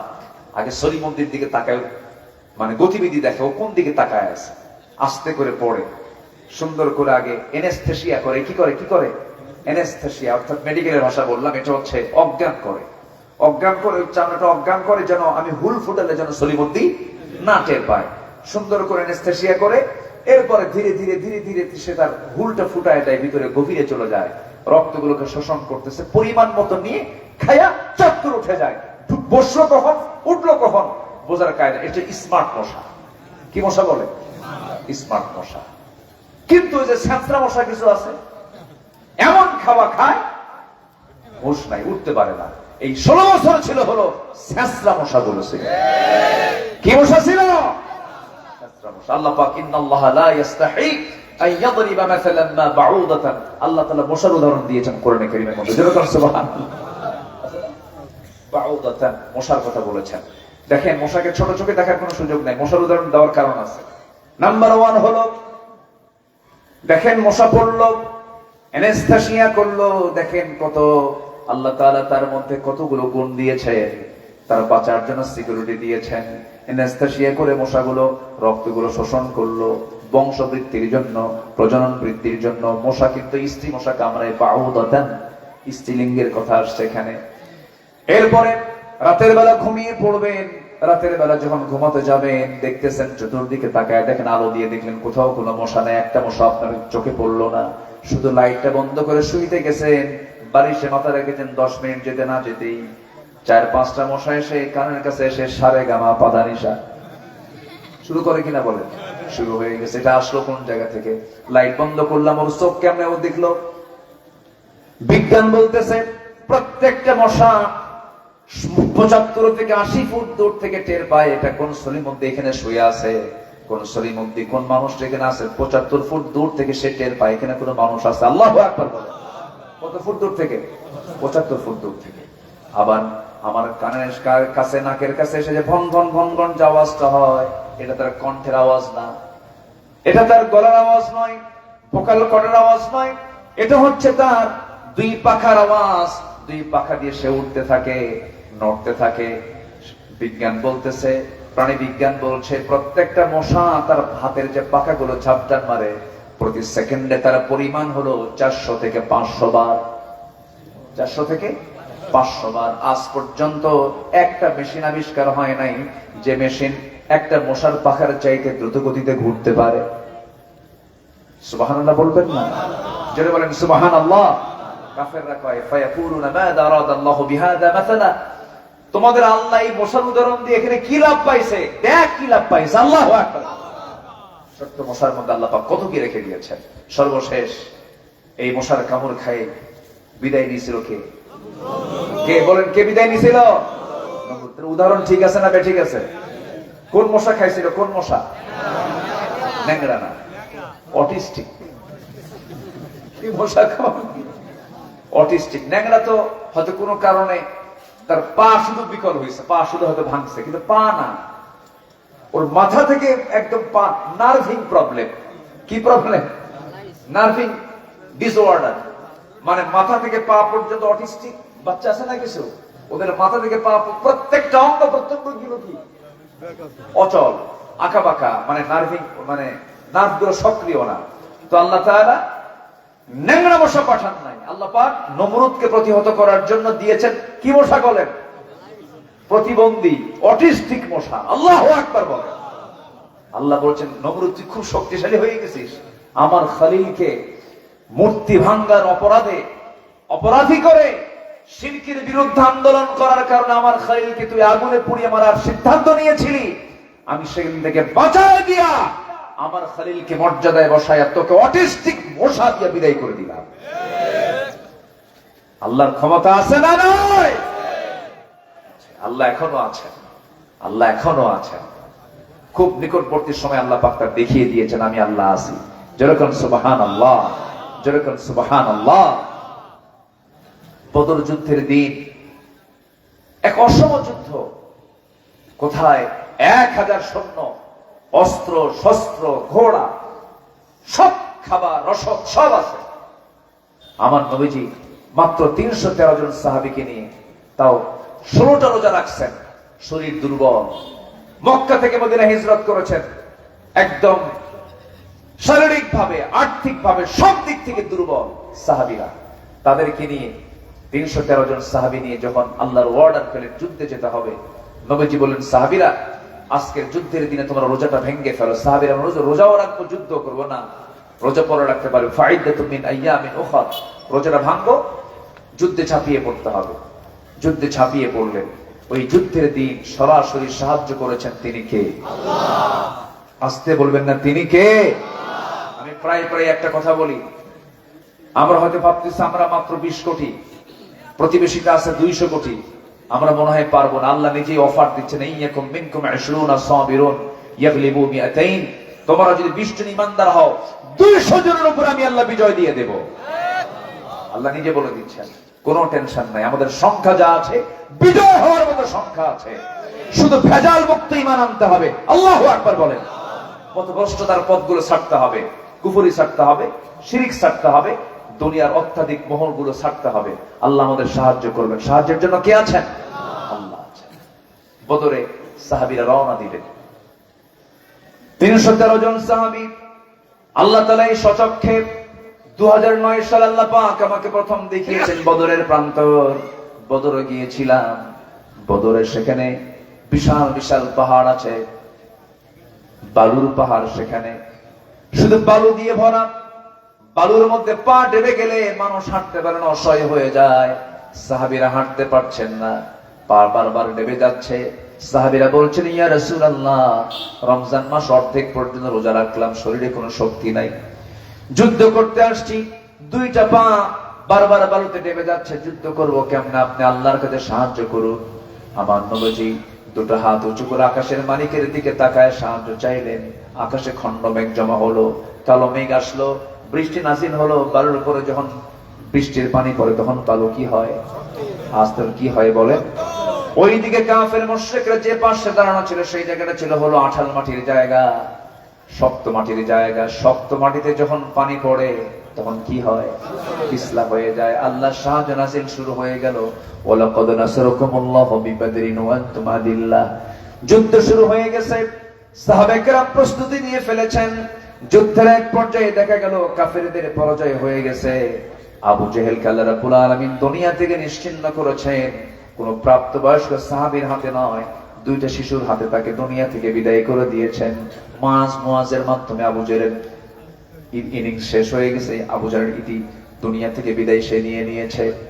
আমার নবীজি বদর যুদ্ধের দিন সাহাবায়ে কেরামকে নিয়ে তিনি নিজে নেতৃত্ব দিয়েছেন। 313 জন সাহাবী নিয়ে 1000 সৈন্যকে পরাজিত করেছেন। আল্লাহ বলছেন, হে রাসূল, বিজয় তো আমি আল্লাহ নিজে দিয়েছি। প্রায় হাজার হাজার ফেরেশতা নাযিল করে আমি আল্লাহ নিজে ফেরেশতা পাঠাই আমি আপনার বিজয় আপনার হাতে তুলে দিয়েছি। জোরে বলেন সুবহানাল্লাহ। এই বিজয় আসবে কার পথে থাকলে? আসতে বলবেন না, কার পথে থাকলে? ওই যুদ্ধের ময়দান এমন একটা যুদ্ধের ময়দান ছিল, কেউ যুদ্ধ করতে গিয়ে কিছু কিছু সাহাবী দেখেছেন নিজের বাপকে, কিছু সাহাবী দেখেছেন নিজের ভাইকে, কিছু সাহাবী দেখেছেন নিজের আপন চাচাকে, কিছু সাহাবী দেখেছেন নিজের আপন জামাইকে। ভাই ভাই যুদ্ধ, বাপ বেটা যুদ্ধ, আত্মীয় আত্মীয় যুদ্ধ, একই বংশের মানুষের সঙ্গে যুদ্ধ। যুদ্ধ থেমে গেল। 70 জন কাফের দুনিয়া থেকে বিদায় নিল। 70 জন কাফের কুরাইশ তারা বন্দী হলো। সেই বন্দির মধ্যে আমার নবীর আপন চাচা আব্বাস বন্দী হয়ে গেলেন। আমার নবীর নিজের বড় জামাই, একদম বড় মেয়ের জামাই খাদিজা রাদিয়াল্লাহু আনহা থাকতে যার বিয়ে দিয়েছিলেন, সেই বড় জামাইটা অ্যারেস্ট হয়ে গেল, যুদ্ধবন্দী হয়ে গেল। আমার নবীজি 70 জন যুদ্ধবন্দীকে রাসূল বলে দিলেন, সাহাবীরা সবাইকে তোমরা পিঠ মোড়াতে বেঁধে ফেলো। কি মোড়া দিয়া? পিঠ মোড়াতে বেঁধে ফেলো। ওদের জন্য খাবার দিয়ে দাও। সবাইকে তোমার খাবার দিয়ে দাও। খাবার দিয়ে দেওয়া হলো, কিন্তু সবাইকে দেওয়া হলো খেজুর। কিন্তু আমার নবীজির জামাই মনে করে, আমার নবীজির আপন চাচা মনে করে ওই চাচাকে তারা ছাগলের গোশত এবং রুটি, উন্নত খাবারের কিছু ব্যবস্থা করে ফেললো। রাসূলকে বলা হলো, ইয়া রাসূলুল্লাহ, জামাইকে একটু আদর করছি। জামাইকে কি করছি? জামাই একটু আদরের না, একটু আদর করেছে। রাসূল কেন আদর করতে গেছে? যুদ্ধের নীতিটা এমন নয়, আত্মীয়করণ করা যাবে না। যেহেতু আমার জামাই আবুল আসকি এবং আমার চাচা আব্বাসকে যেহেতু তোমরা খেজুর না দিয়া গোশত দিয়েছো, রুটি দিয়েছো, বাকি 68 জন যারা আছে তাদের উপর তোমরা গোশত দাও, রুটি দিয়ে দাও, তাই করা হলো। এবার বলা হলো, মুক্তি যদি পেতে চাও, মুক্তিপণ দিয়ে তোমরা মুক্তি নিয়ে নাও। সবাই টাকা পয়সা দিল, মুক্তি নিয়ে চলে যাচ্ছে মক্কার দিকে। সাইয়েদনা আব্বাস রাদিয়াল্লাহু আনহু স্বামী ইসলাম কবুল করেন নাই। তার সামনে যখন হাজির হয়ে গেছেন, রাসূল বলছেন, চাচা মুক্তিপণ দিতে হবে। আব্বাস রাদিয়াল্লাহু আনহু বলছেন, ভাতিজা মুহাম্মদ, তুমি আমার থেকে মুক্তিপণ নিবা, তুমি তো আমার ভাতিজা হও, আমি তোমাকে দেব না। এবার তিনি বলছেন, আমি যদি আপনার ভাতিজাই হই, আপনি ভাতিজার বিরুদ্ধে চাচা হয়ে যুদ্ধ করতে আসছেন কেন? আমি আপনাকে ছাড়বো না। আল্লাহু আকবার বলেন। ছাড়া যাবে না। এবার বলতেছে, ভাতিজা মুহাম্মদ শোনো, তোমার চাচি আম্মার কাছে আমি তেমন কিছু রেখে আসি নাই, কিচ্ছু নাই। আমার নবী মুসকে মুসকে হাসি মেরে বলছেন, চাচা মিথ্যা কথা বলা যাবে না, আমি যতটুকু জানতে পেরেছি চাচি আম্মার কাছে 6টা স্বর্ণের টুকরা আছে। এবার সঙ্গে সঙ্গে আব্বাস বলছেন, ও ভাতিজা মুহাম্মদ, আমার ঘরের স্বর্ণের খবর তোমাকে দিল কে? এই জন্যই তো আমি আল্লাহর নবী। যেরকম সুবহানাল্লাহ। হাতটা আগায় দিয়ে সাইয়েদনা আব্বাস বলছেন, আর দেরি করায়ও না, আমারে পড়ায় দাও লা ইলাহা। এবার আপন জামাই আবুল আস, আপন জামাই কে? আবুল আস, নবীজির আপন বড় মেয়ে জামাই। ইসলাম তখন কবুল করে নাই। মেয়েটাও পড়ে আছে মক্কায়। ইসলাম কাকে বলে দেখে? ইসলাম আত্মীয়করণ করে না। ইসলাম ভাই ভাই পৃথক করে দেয়, বাপ বেটা পৃথক করে দেয়। রাসূল বলেন, আবুল আস, তোমাকে মুক্তিপণ দিতে হবে। আচ্ছা ঠিক আছে। মক্কায় খবর পাঠাইছে। মক্কা থেকে আমার নবীজির বড় মেয়ের স্বামী মুক্তিপণ হিসাবে একটা গলার লকেট, গলার একটা হার পাঠায় দিয়েছে। প্যাকেটটা খোলা মাত্রই রাসূল সেই গলার হারটা দেখলেন আর কান্নায় ভেঙে পড়লেন। সাহাবীরা বলছেন, ইয়া রাসূলুল্লাহ, সামান্য গলার হারের জন্য বিশ্বনবী কাঁদে কেন? আপনি কেন কাঁদতেছেন? আমরা বুঝি নাই হুজুর, একটু বুঝায় বলেন। রাসূল বলছেন, সাহাবীরা রে, আল্লাহর কসম করে বলি, গলার হার দেখে আমি কাঁদি না, আমি আমার খাদিজার জন্য কাঁদি। কেন খাদিজার জন্য কাঁদেন কেন? এই গলার হারটা পরে থাকতো আমার সামনে, খাদিজা সর্বক্ষণ আমাকে আনন্দ দিত। বিয়ের সময়, বড় মেয়ের বিয়ের সময় শখ করে নিজের গলার হারটা বড় মেয়েকে উপহার দিয়ে দেয়। আমার খাদিজা, এই গলার হার দেখে আমার খাদিজার কথা বারবার মনে পড়ছে। আল্লাহ তুমি আমার খাদিজাকে উত্তম জান্নাতের ভাগী বানায়া দাও, উত্তম জান্নাতের মেহমান বানায়া দাও। নবীজির চোখের পানি যে দেখে সাহাবে কেরামদের চোখে পানি চলে আসছে। সাহাবীরা কাঁদতে কাঁদতে বলছেন, ইয়া রাসূলুল্লাহ, যে গলার হারের সাথে আপনার জীবনের স্মৃতি জড়িত, যে গলার হারের সাথে আপনার জীবনের বিশাল একটা অংশ জড়িত, সেই গলার হারটা আমরা নেব না, আমরা সিদ্ধান্ত নিলাম হুজুর।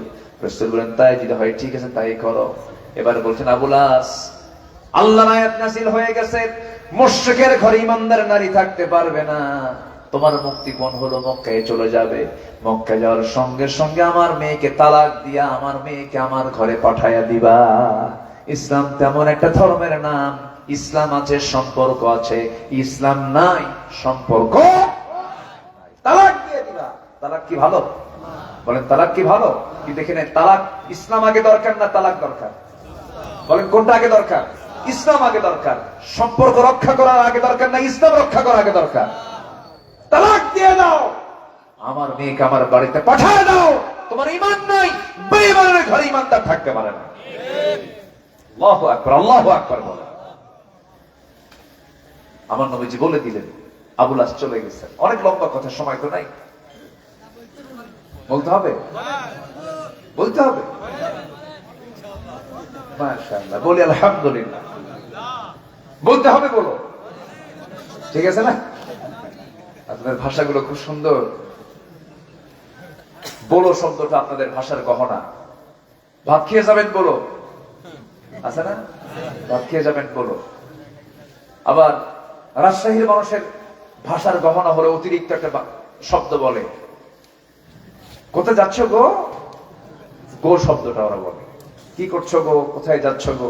ভাত খেয়েছ গো? এরকম করে গো শব্দটা বলে। আবার নোয়াখালীর মানুষ আবার কেন বলে, ভাত খাবেন কেন? কেন? লক্ষ্মীপুরে যে বলে, লক্ষ্মীপুরে বলে হুজুর দোয়া করবেন যে, ভাত খাবেন যে, কোথায় যাচ্ছেন যে, সব জায়গায় যে বলে ওরা। ওরা ওদের ভাষার গহনা হলো যে, নোয়াখালী হলো কেন, তারপরে রাজশাহী হলো গো, আর সাতক্ষীরা কি?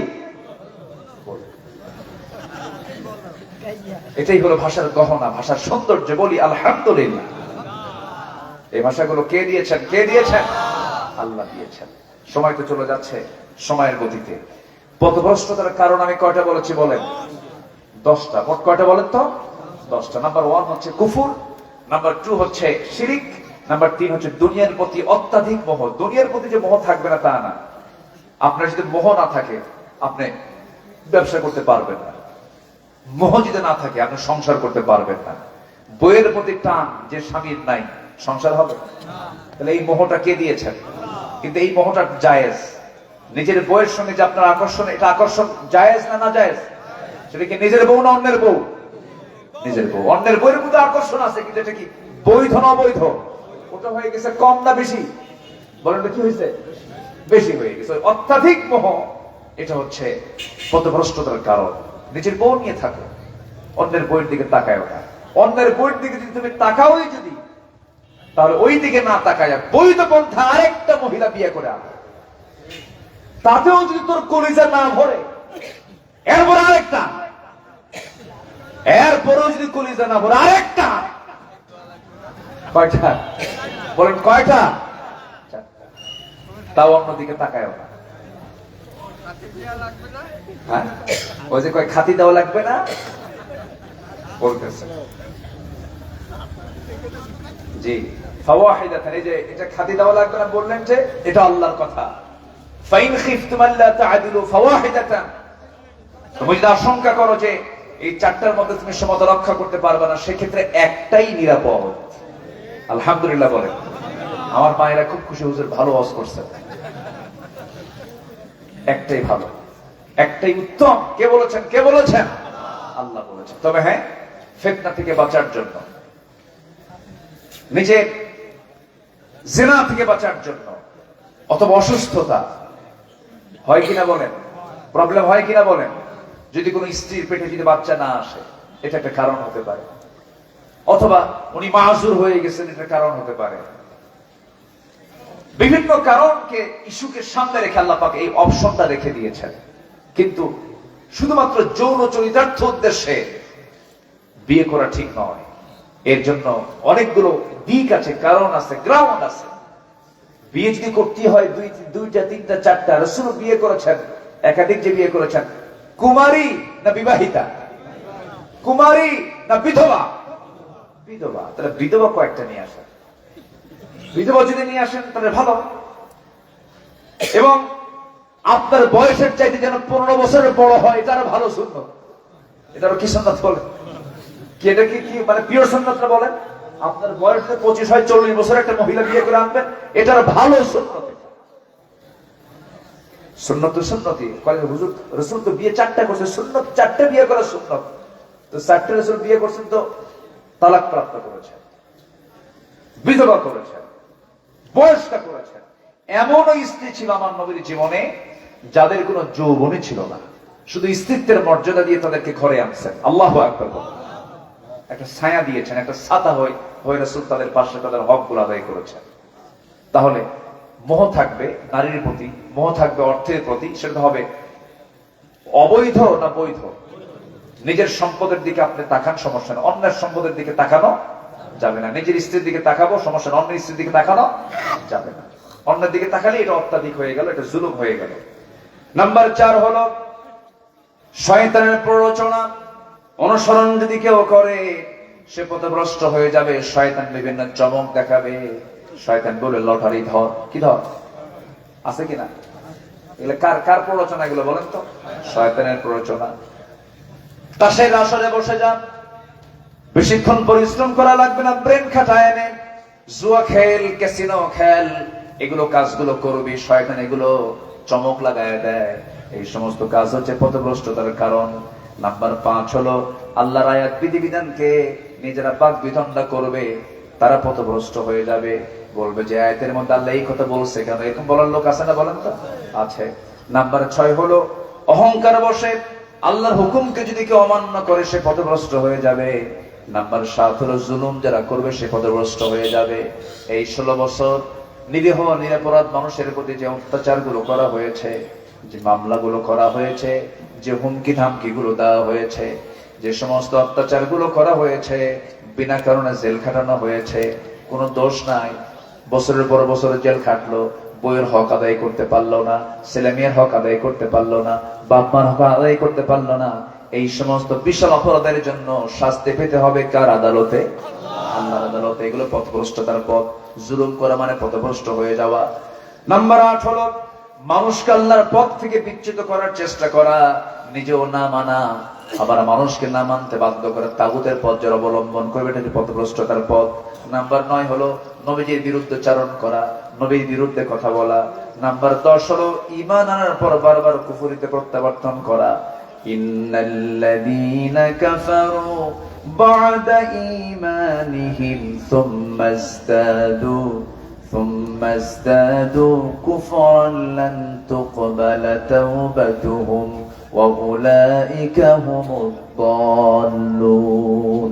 ঈমান আনে আবার কুফরিতে যায়, ঈমান আনে আবার কুফরিতে যায়। আল্লাহ বলছেন এরাই হলো পথভ্রষ্ট, এরা কখনো পথ, আমার পথ কখনো পাবে না। এই 10টা কারণকে আমরা সামনে রেখে আমরা জীবনকে সাজাবো। সত্যের পথে আমরা অটুট থাকবো। নামাজ পড়বো কয় ওয়াক্ত বলেন? 5 ওয়াক্ত নামাজ পড়বেন। কারা কারা একটু হাত তুলে দেখান তো দেখি। 5 ওয়াক্ত নামাজ কারা কারা পড়বেন? জোরে বলি ইয়া আল্লাহ, আমাদেরকে 5 ওয়াক্ত সালাত আদায় করার তৌফিক তুমি আল্লাহ দিয়ে দাও। জোরে বলি আমিন। আরো জোরে আমিন, আরো জোরে আমিন। সবার বাড়িতে মা বোন আছে না নাই? আছে কিনা বলেন? পর্দা করা কি?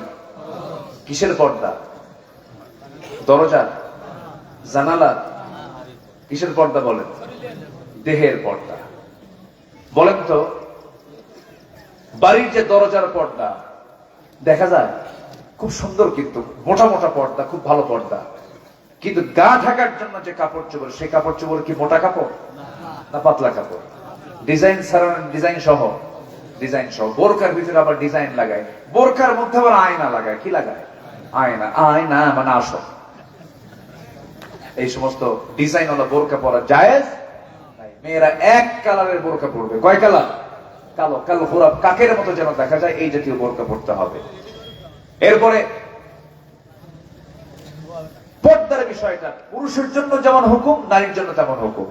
মেয়েরাও পর্দা করবে, পুরুষরাও পর্দা করবে। পর্দা মানে শুধু কিন্তু পোশাক না, চোখের পর্দা আছে না নাই? আসতে বলবেন না, আছে না নাই? মন চাচ্ছে তাকাই, এরপরে তাকাচ্ছি না, তাকালেই আমার চোখের জেনা হয়ে গেছে, হাতের জেনা হয়, পায়ের জেনা হয়, অঙ্গ প্রত্যঙ্গের জেনা হয়।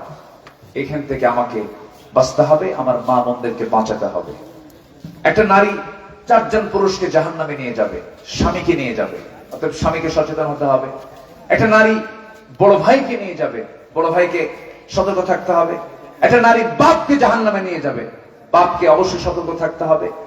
একটা নারী নিজের ছেলেকে জাহান্নামে নিয়ে যাবে, ছেলেকেও সতর্ক থাকতে হবে। এজন্য প্রত্যেক বাড়িতে মা বোন আছে, প্রত্যেক বাড়িতে স্ত্রী পরিবার পরিজন আছে, মেয়ে আছে, এদের দিকে আমরা সতর্ক দৃষ্টি রাখবো যেন পর্দার জন্য কোনো খেলাফ না হয়। মামাতো বোন, খালাতো বোন, ফুফাতো বোন, এদের সঙ্গে কি দেখা করা জায়েজ আছে? বলেন, দেখা করা জায়েজ আছে? দেখা করা জায়েজ নাই, দেখা করা যাবে না। দুলা ভাই প্রশ্নই আসে না। এই সমস্ত জায়গায় কিন্তু খুবই সতর্ক আমরা থাকার চেষ্টা করব। দুলা ভাইয়ের হোন্ডায় শালি চড়তে পারবে না, কিন্তু কিছু দুষ্ট দুলা ভাই আছে, এই দুষ্ট দুলা ভাই গুলো শালিকে ধমক দিয়ে বলে হোন্ডায় তুললো, হোন্ডায় তুলে বউ কি বলে, শালি মনে মনে চিন্তা করে দুলাভাই মানুষ, গায়ের সঙ্গে গা লাগলে কেমন হয়, একটু গ্যাপ রেখে মাঝখানে ফাঁকা রেখে পিছনে একটু ওঠে, কিন্তু দুলাভাই সামনে যে এমন ব্রেক মারে, এক ব্রেকে গ্যাপ পুরো, এই পূরণ টুরন করার চান্স দেওয়া যাবে না। খুব সতর্ক থাকতে হবে। পর্দায় কমপ্লিটলি আপনি পর্দা অবলম্বন করবেন মা, আপনার জন্য আল্লাহ পাক কমপ্লিটলি জাহান্নামকে পর্দা দিয়া জান্নাত আপনার জন্য খুলে দিবেন। আল্লাহ তুমি এলাকার মা বোনদেরকে সাইয়েদনা আয়েশার পর্দা করার তৌফিক দাও। আম্মা জান আয়েশা যেমন করে পর্দা করেছেন এমন পর্দা করার তৌফিক দিয়ে দাও। ফাতিমা যেমন করে পর্দা করেছেন এমন পর্দা করার তৌফিক দিয়ে দাও। জোরে বলি আল্লাহুম্মা আমিন। এই আশাবাদ কামনা করছি। যতটুকু হয়েছে আমরা বলে ফেলি আলহামদুলিল্লাহ। এই মাহফিলটার বয়স 20 বছর। কত বছর? 20 বছর। খুব খুশি হলাম। এই মাহফিল আমি এর আগে আসছিলাম না, এই 20 বছরের মধ্যে দুবার আসা হলো। আমি এর আগে একবার আসছি, আমার নিজেরও মনে নাই, আমি এখনো মনে করতে পারছি না, অতটুকু আমার খেয়ালও নাই মনে হয়। আমি আসছিলাম এর আগে বছর 15 হবে মনে হয়, 15-16 বছর আগে হবে আসছিলাম। আল্লাহ পাক বেঁচে থাকার বদৌলতে আবারও দেখা হলো। আল্লাহ যেন আমাদের এই সম্পর্ক যেন হাসর পর্যন্ত গড়ায় দেয়, এই আশাবাদ কামনা করে আসুন আমরা কাল বিলম্ব না করে ফজরের দিকে তাকিয়ে আমরা এখন দোয়ার দিকে যাব। আমরা চাইবো কার কাছে? আল্লাহর কাছে। সবাই বলে সুবহানাকা আল্লাহুম্মা ওয়া বিহামদিকা আশহাদু আন লা ইলাহা ইল্লা আনতা আস্তাগফিরুকা ওয়া আতুবু ইলাইকা। চিৎকার মেরে বলি, ইয়া আল্লাহ, আমার জীবনে সাগীরা কবীরা, ছোট বড় সব গুনাহ তুমি আল্লাহ মাফ করে দাও। জোরে বলুন, ইয়া রাব্বাল আলামিন, ইয়া রাব্বাল আলামিন।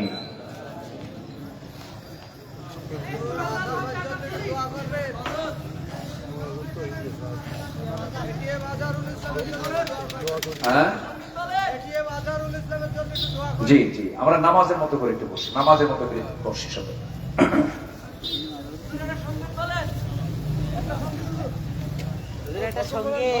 গজল শুনবেন না? অনেক রাত হয়ে গেছে, আমরা এখন ছোট করে বড় করে, আচ্ছা হ্যাঁ, মাঝামাঝি, মাঝামাঝি। মাশাআল্লাহ, মেনি মেনি মেনি মাইন্ডস না, যত মানুষ তত মানে মন্তব্য। জি আলহামদুলিল্লাহ। দেখি দেখা যাক, ছোট বলবো না বড় বলবো না, যেন কষ্টের কারণ না হয়। দেখা যাক ইনশাআল্লাহ।